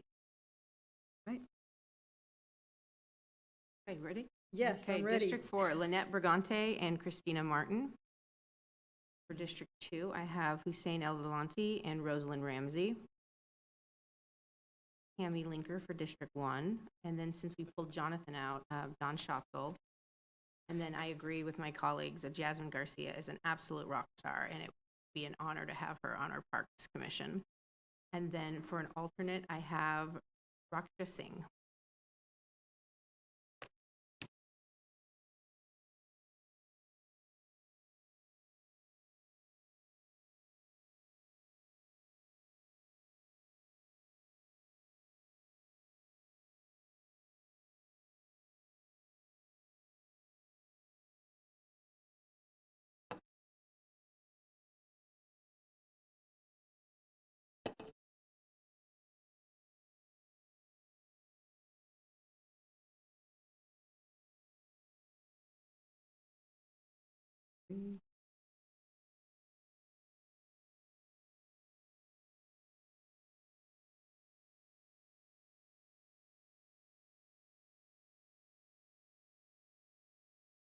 So for threes, Councilmember Early picked Amon.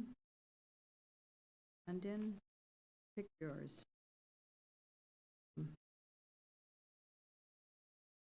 What else?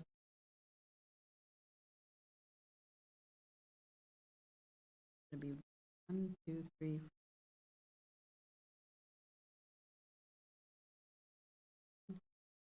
Sorry, this is taking me a little longer than I like. Fours.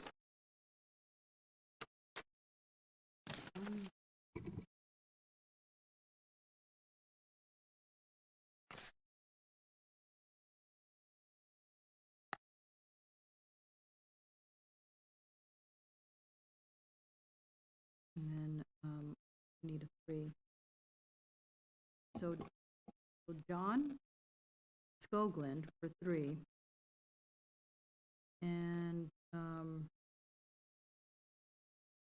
Archuleta, Hossein, Jasmine, Roslyn, Dawn, 1, 3, 6, 2 more. Just want representation. So we look at Amon De George,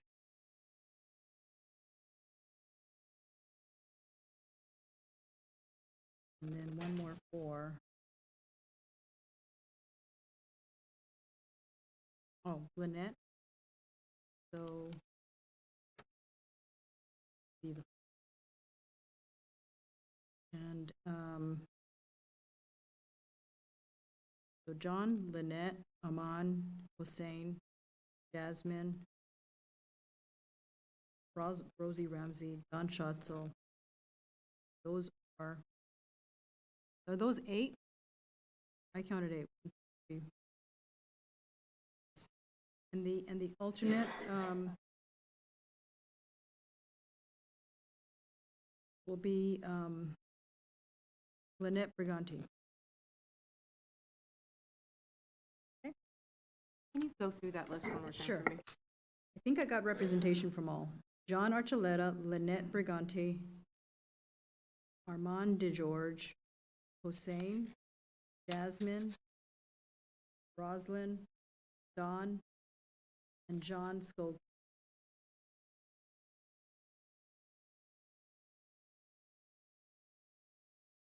Everybody has that?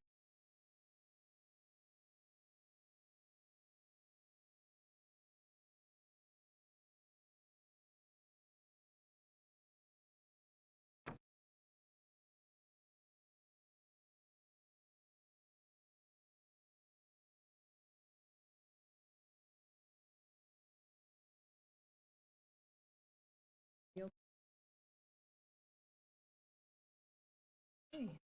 Next to the Planning Commission. District 1? Thank you, Mayor. Matthew Delgado, Jason Compa, Jason? Kempa, Jason, okay. my name wrong, and Crystal Montanez. Okay. District 2? 2. Emiliano Rose. Olivares.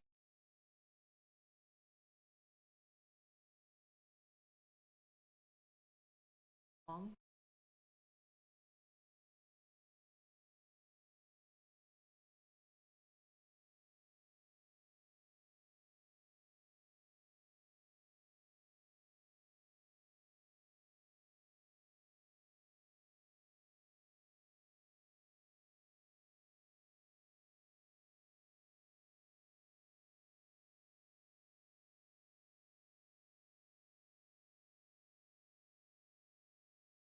Matt Delgado, Matthew Estepona, Preston Jack, David Jan, D. Olivares, Emiliano Rosas, and Brenda Wong. Did I miss anybody?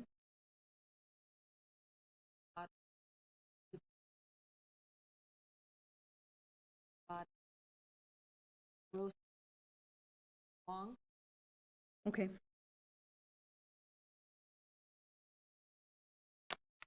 Okay. District 3?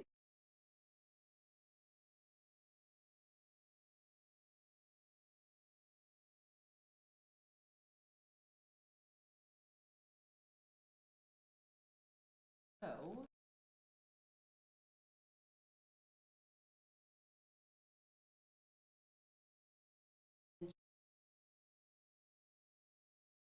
David,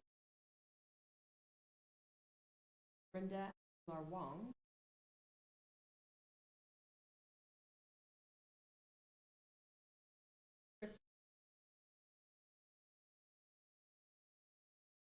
Mr. Montañez? Mm-hmm.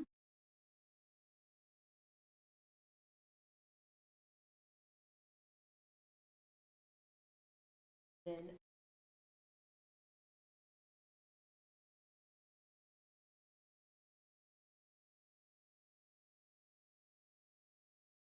Okay, and let me go over those again. Kristen Jackson, David Jantz, Crystal Montañez, Dolores Olivares, Kobe Pizzotti, Emiliana Rosas, Haley Shaver, and Brenda Aguilar Wong. Great. Right, District 4. From District 4, De Oliveras, Haley Shaver. District 1, Emiliana Rosas and Crystal Montañez. Hold on. Haley after Haley. Emiliana Rosas and Okay. Crystal Montañez from District 1. District 2, Brenda Wong. District 3, Dave Jans and Preston Jackson. I also have Kobe Pizzotti.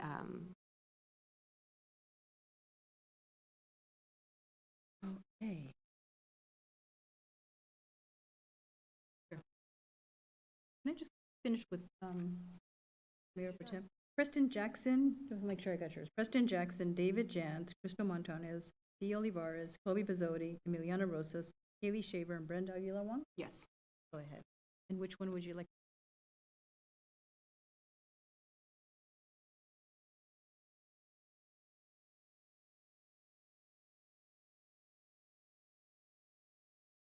Okay.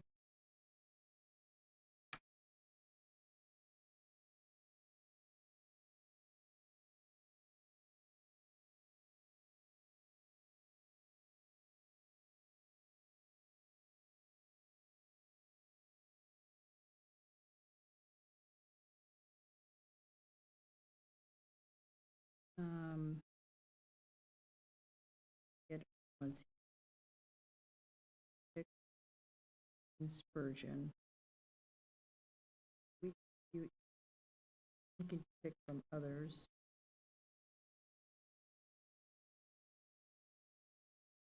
You can take one more.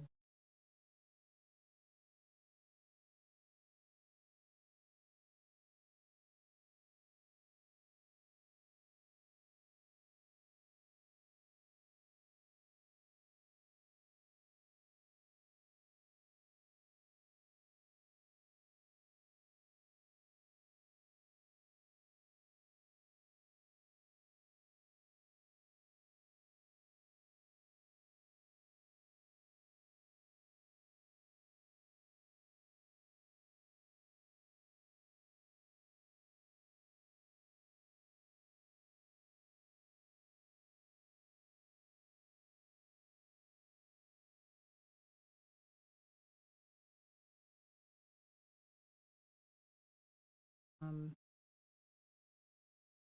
going to pick another district.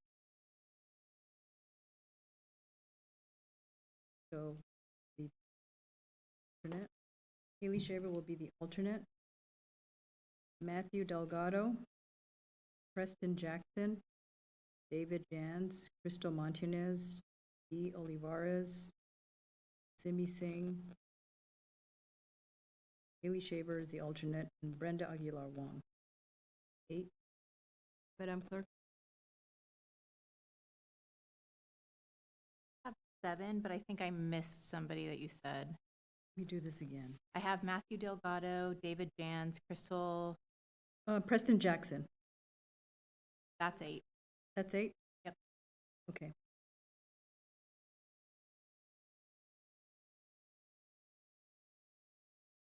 I'm going to switch Haley Shaver to being a regular member and Simi Singh being the alternate.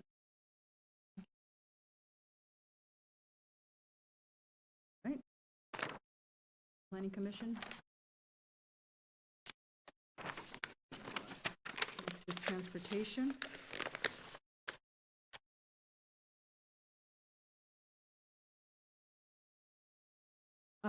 District 1? Recommendations, Mayor. Corey Cummings and Ivan Yorokin. Okay. District 2? Yeah. Anybody else? No, that's District 2? prior.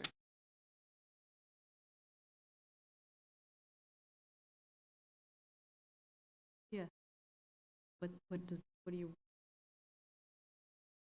The errata memo for, where is it? Is not a resident? Not a Is that the resident? one?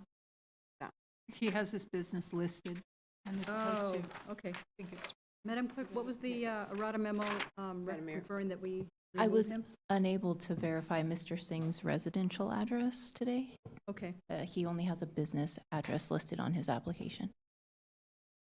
And being a resident of West Sacramento is one of the criteria of serving on our boards and commissions. Okay, that is a criteria, so, That seems fair. all right. Next is, thank you for bringing that up. Councilmember Orozco.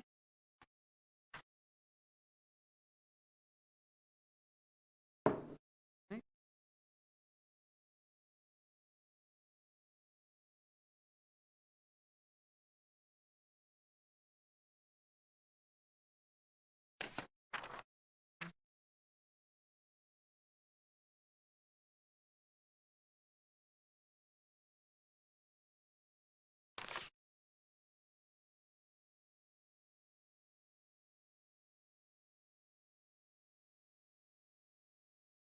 Yeah, I have Stephen Cox, Corey Cummins, Brandon Ford, Jesse Gotham, Robin Hennessy, Kirsten Rohr, and Jonathan Stark. District 3. I have for all of the districts represented across our city for transportation, mobility, and infrastructure, Kirsten Rohr, hopefully I said your name correctly, District 2. Brandon Four for District 3. Stephen Cox for District 1. Robin Hennessy for District 4. Kevin Asberg for District 4. Corey Cummings for District 1. And Jesse Gothen for District 4. And then I had for the alternate, make sure I've got the right numbers. I think it's 7 and 1 alternate. Jonathan Starks from District 4 as the alternate. Missed one. So I have Stephen Cox, Corey Cummins, Brandon Ford, Robin Hennessy, Kevin Cosberg, Kirsten Rohr, Jonathan Starks. Did I capture everybody? Yeah, Jesse Gothen. I think I said his name correctly, from District 4. Okay. For District 4, Kevin Casberg and Robin Hennessy. Hold on.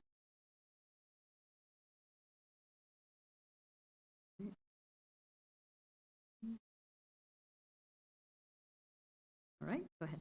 For District 1, Corey Cummings and Stephen Cox. Okay. For District 2, Pearson Rohr.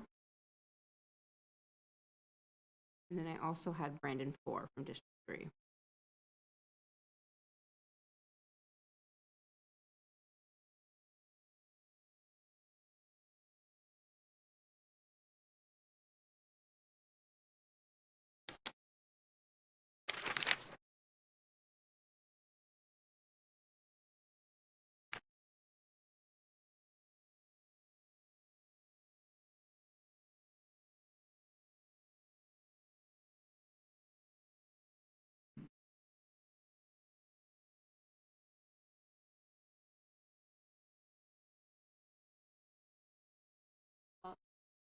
Four. 2 and District 3. Yeah, we don't have a whole lot of representation on this one. We're missing 3, 1, 3, and 2.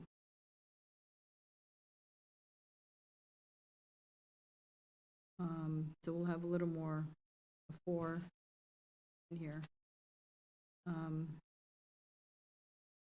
And taking a look. Brandon. Or we can have Stephen Cox come in. And Robin. 1, 2.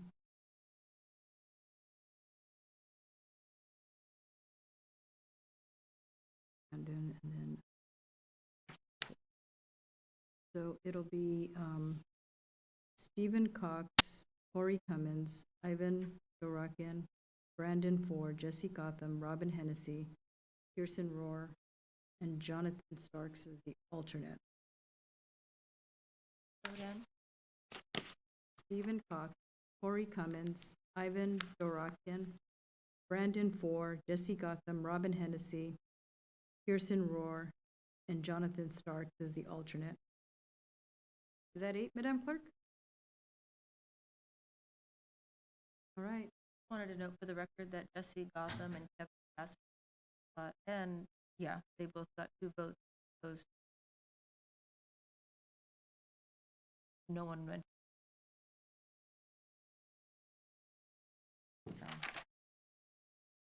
So.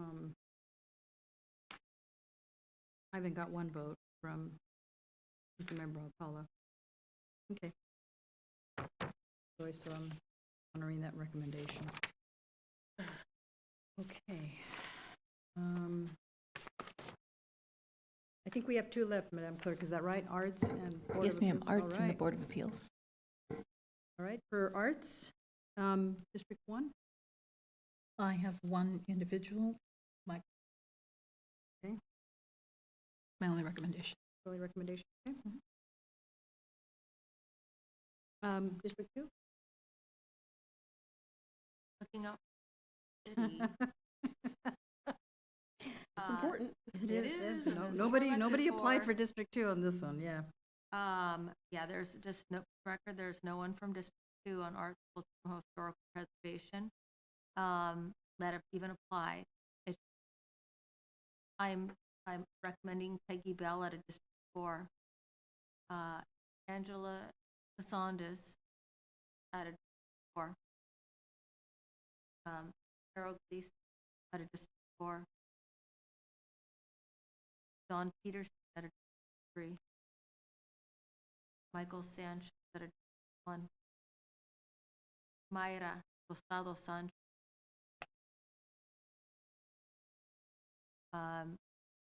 Christina Rodriguez, 3. And Carla Han. Okay.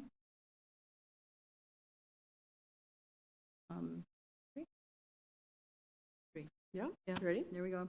Yep. All right. Okay. For Arts, Culture, and Historic Preservation Commission, I have Peggy Bell for District 4, Cheryl Gleason from District 4, Alexander Cortez from District 3, Sarah Ganaskara from District 4, Carla Hansen from District 4, Don Peterson from District 3, Christina Rodriguez from District 4. Christina's District 3. Oh, But you still want to pick her? I do, yeah. I was just, like I said, looking at experience, and I was crazy, but there you go. Okay. And Mayor Pro Tem? From District 4, I have Cheryl Gleason, Peggy Bell, and Carla Hansen. From District 3, Go ahead. Go ahead. from District 3, Don Peterson, Ristina Rodriguez, and Alexander Cortez. From District 1, Michael Sanchez. And then as the alternate, Sarah Gunashera from District 4.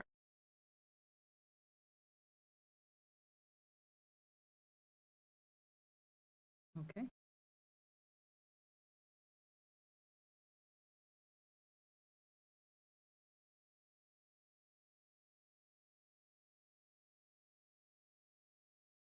Yeah, there's hardly any 1s and no 2s. So,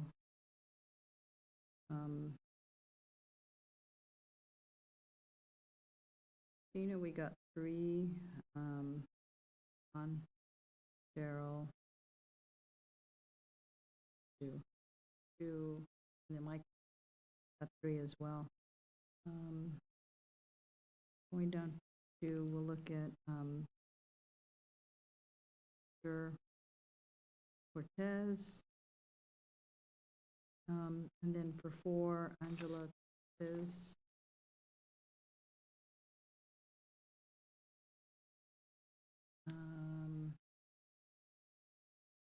One more, 3. Myra. Well, that's one vote there, nobody else. Huh? I know, I'm just saying, I'm pointing out. All right, Myra. So Sarah, no, sorry, Peggy Bell, Alexander Cortez, Angela Consades, Carla Hansen, Cheryl Gleason. Let me make sure I got 1, 2, 3, 4, 6. Okay.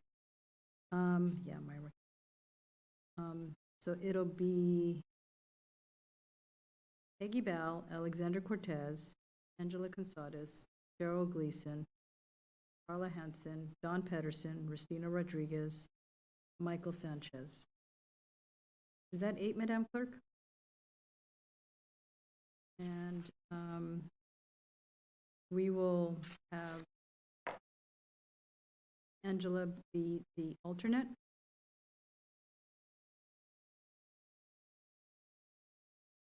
Okay, can you go through that list one more time, please? Peggy Bell, Alexander Cortez, Angela Sondes, Cheryl Gleason, Carla Hansen, Don Pedersen, Tina Rodriguez, and Michael Sanchez.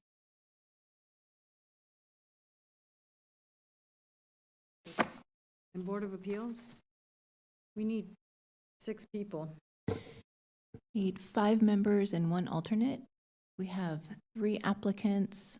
I have 1 applicant on file that can be brought up for consideration. I have 1 interested party that I spoke to on the phone that could, if he submits his application, could be considered later on. If you were to nominate the 3 that have submitted applications for this evening, we would have enough for a quorum. Or the council could decide to continue open recruitment if you would like to see additional applications. Just to add, there is a process for going an orientation, but it'd be nice to include the additional applicant from the Board of Appeals that is not in front of us right now. Because I don't think you shared it, right? The additional applicant that you said we couldn't consider tonight? Or we'll consider it in a future meeting? At a future meeting. Okay, that's fine. So the 3 we can, is everybody okay with the 3 that we have here? Okay, and those are the recommendations that I have to present. We went over everything. We've maneuvered as much as we can, except a motion and a second to approve. So moved. And if there is no second, I'll take the second. Madam Clerk, please call the roll. Councilmember Ocala? Aye. Councilmember Early? No. Councilmember Orozco? No.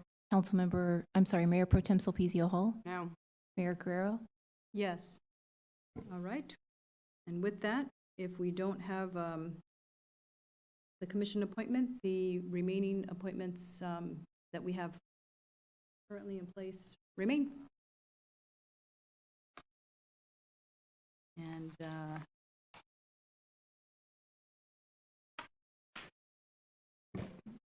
we looking for confirmation of that, or? yes, I just Yeah, I mean, this is it is unprecedented, but the code, and the city attorney can chime in as well, but the code reads that if member of board commission shall hold office, and I'll jump to the operative section, until the board or commission member's successor has been appointed by the mayor. So the same code is the one that requires the proposal from the mayor to be essentially ratified by the council. So we just haven't had this situation occur. So that would be the second apply thing. Councilmember Alcala. Aaron, I also see it says any appointment not approved or disapproved within the time specified shall be deemed approved. Yeah, and it was That's disapproved. the 30 days. Right. So But it doesn't in that matter. case, if there's a situation where, say, you had no action at all, you know, there was just for whatever reason, there was no action taken, then it would be no action. Well, The this other one's been scenario, I'm sorry. I was going to ask, so if it's disapproved within the time specified, it's deemed approved. No. No. If it's Okay, right. disapproved, it's disapproved. Well, not according to this. It says any appointment not approved or disapproved within the time specified should be deemed approved. Right, but it's been disapproved.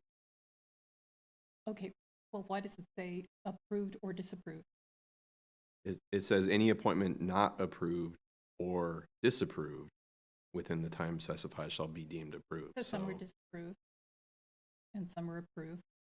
I mean, according to this, they were disapproved, but within the time specified shall be deemed approved. Yeah, and essentially that means if there's no action taken. So there could be a situation where the mayor proposes a slate of commissioners and the council, for whatever reason, chooses to not act at all. Then what the code is saying that after 30 days, those would take effect. But the fact that there was an action taken and it was to disapprove the list, the default would go to the commissions essentially stay the same until they're appointed and ratified by the. May I? Yes, Thank you. Councilmember Orozco. I just wanted to note that I know I speak for at least myself and a few other colleagues when I say that countless hours were poured over looking at 417 pages worth of applicants who deserved every moment of the time spent. We've seen people from all areas of the city, minus a few in District 2, step forward who are probably watching us tonight and wondering how it is that we're going to elect the people who are willing to step up and serve our community just like we do. Last year I was especially proud of the way we handled it. It was an opportunity for us to work together and make decisions in a democratic process. Earlier tonight in our meeting, I've heard references to the federal government and some of the misgivings of that process and a dishonor to our community, to our country when it comes to changes in the way things are done. Tonight, I saw a democratic process begin, but it got undermined by one member who decided to unilaterally choose members who didn't necessarily garner the support from the rest of this council. And to me, that was utterly disappointing, which led to my voting no. Do I believe in many of these people put forth? Absolutely. Even the ones I didn't vote for, I'd be delighted to have. But it's the process that is dishonorable. We can't call ourselves leaders unless we honor the voices of one another who have all been elected by the people in this community to serve. And quite frankly, what I'm disappointed in tonight, Madam Mayor, is the fact that there were people that had 0 votes and you would select them over people who had 3, including folks that have a lot of experience to bring to the table and spent a lot of time on these applications. So by dishonoring that process, you dishonor all of the people in this city. I would recommend that we go back to the table, given that we've put a lot of time into this, and go through the people who have had the majority and make those selections. Are you done? Yeah. Heard your thoughts. Councilmember Orozco, to continue with, attacking my process, which is the process that is written and which has been honored in the past by Mayor Cabalden, and nobody questioned it. Nobody admonished his process. It is the mayor that makes the appointments.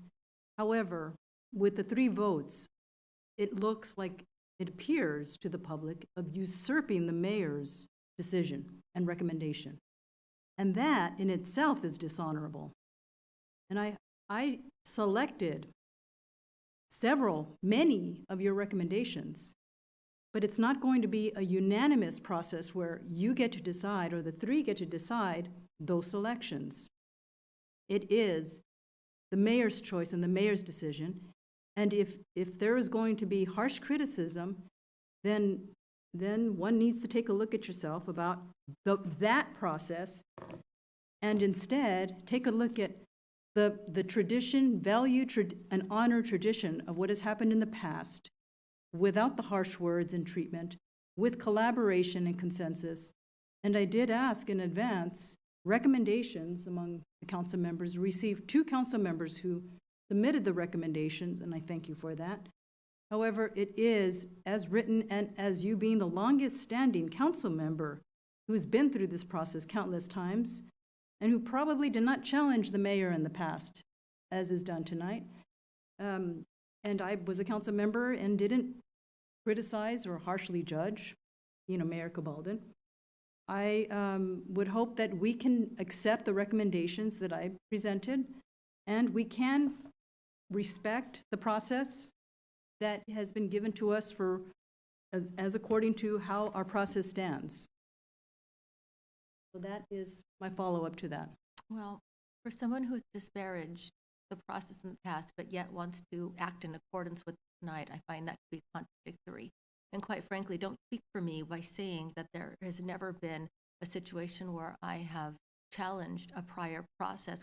I don't think that would be consistent, Madam Mayor, or positively representative of how I've behaved in the past. I act with honor with this process, and I'm just very disappointed to see that tonight it hasn't been followed in the same fashion. Mayor, may I say something? When we talk about process, the process would have me right now as Mayor Pro Tem, as it has in the past, the longest serving member. So it's sort of disingenuous for people to talk about honoring process, but it hasn't happened. You can't be choosing which process you want to follow and then make comments like that.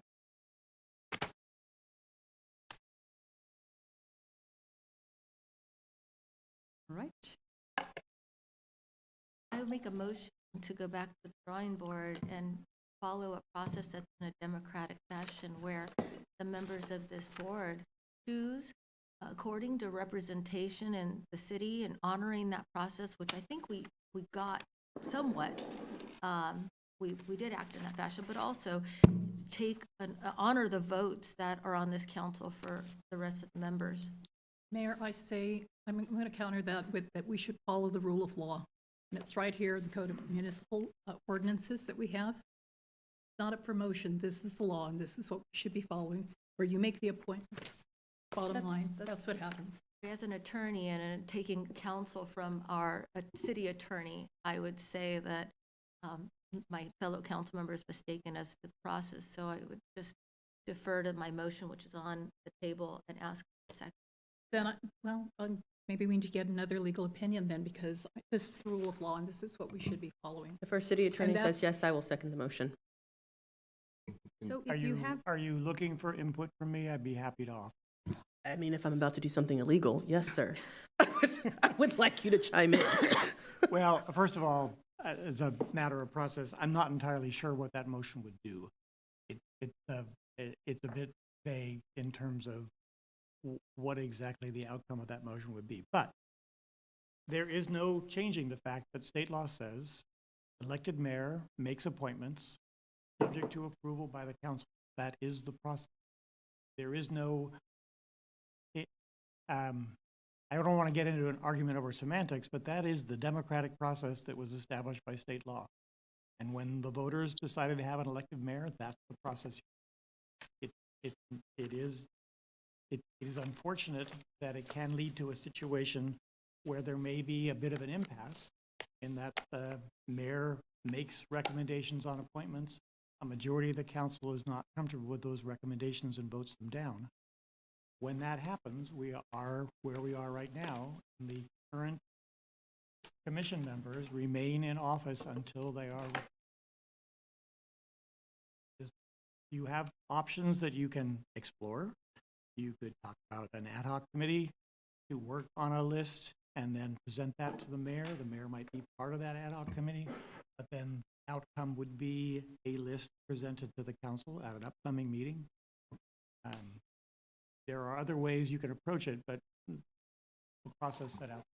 And it does say both in state law and in our municipal code that it's subject to approval by city council. So that's sort of the dilemma we have here, where if you have a slate that doesn't have the approval, you're kind of stuck. So I think if we're looking at options that would lead somewhere other than having the same commissioners, I think the city attorney gave you a good example that we've tried in other issues in the past, where you have essentially a council subcommittee that could function to hopefully get consensus around a set list. It would be limited to 2 members, obviously, but that would be an option that could be productive.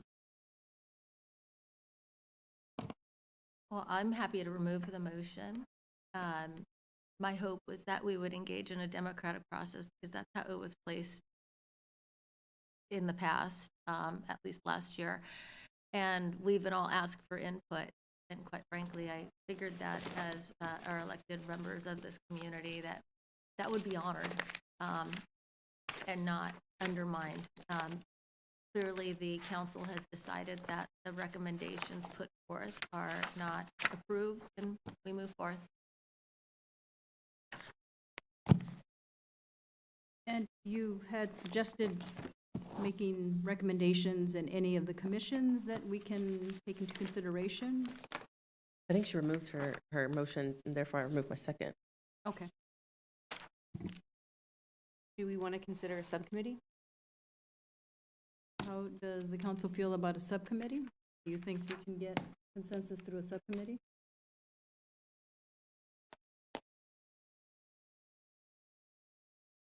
Do we have consensus for a subcommittee?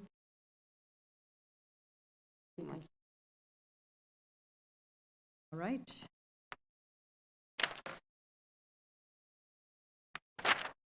With that, we have function part 2. Do we have reports from council assignments? Yes, Councilmember Hurley. Yes, so as we heard during our public comment, we are very active at the YOLO Transportation District and discussing our opportunities around the sweeper bus, and so was really appreciative. Thank you so much for sharing about that. We also, not necessarily West Sacramento centered, but West Sacramentans ride the bus from here all the way sometimes to the airport, going through Woodland. And the transit center that was proposed, that again does impact West Sacramentos who are riding, particularly the 42 all the way through, was put in front of City Council for Woodland on Tuesday. And they voted no against the proposed transit center that YTD had put forward. And so we will be going back to the drawing board. Hopefully we, as YTD, I am chair of YTD, have directed staff to work closely with city staff from Woodland, and hopefully City Council of Woodland directed their staff to do the same thing so that we can more quickly get to an agreed upon location for the transit center in Woodland. The reason why this is extremely important is, unfortunately, the current transit center is in an abandoned mall with very, very poor lighting and, quite frankly, somewhat dangerous. And the city has acknowledged that as well. And so I'm hopeful. We've been working on this. I say we, but YTD, because I've not been there for that long, have been working on it for 6 years. And so I would hope under my leadership as chair, we will be able to get to an agreement on a location with City of Woodland. And I really do believe that it's a priority for them as well. And so that is my report for YTD. Thank you. Thank you. Other report?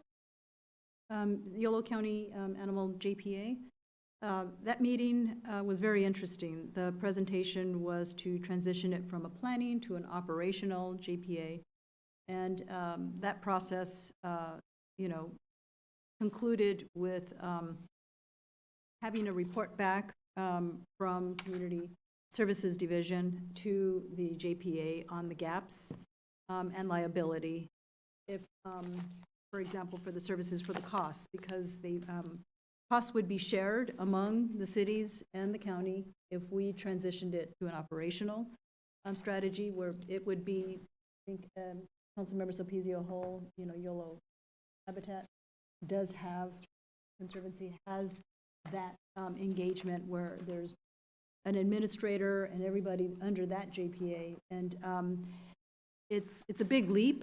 I do see strongly vetted interest among the community for a public-private partnership that would transfer the services that we currently have in Yolo County to, like, say, for an SPCA or, a nonprofit organization. Not sure if the county's ready to accept that major transition. And frankly, I think I need more time to consider that. There was a discussion about how it could be, the cost could be reduced in order to operate that, but then they will be, the operational JPA could run with finding a bigger facility, a newer facility, and that could incur costs. So there's probably a lot more we need to, and we just got on board on this JPA, the planning JPA, which started in 2020. And I'm taking a look at the inventory, conversing with the city manager about what we can and cannot do as far as that is concerned. We all have to share all the county and the cities contribute a little more as an operational JP, like Yola Habitat. We get revenue from that, from developers. This doesn't quite have revenue. Yeah, the Costs. It's all costs. It's all costs.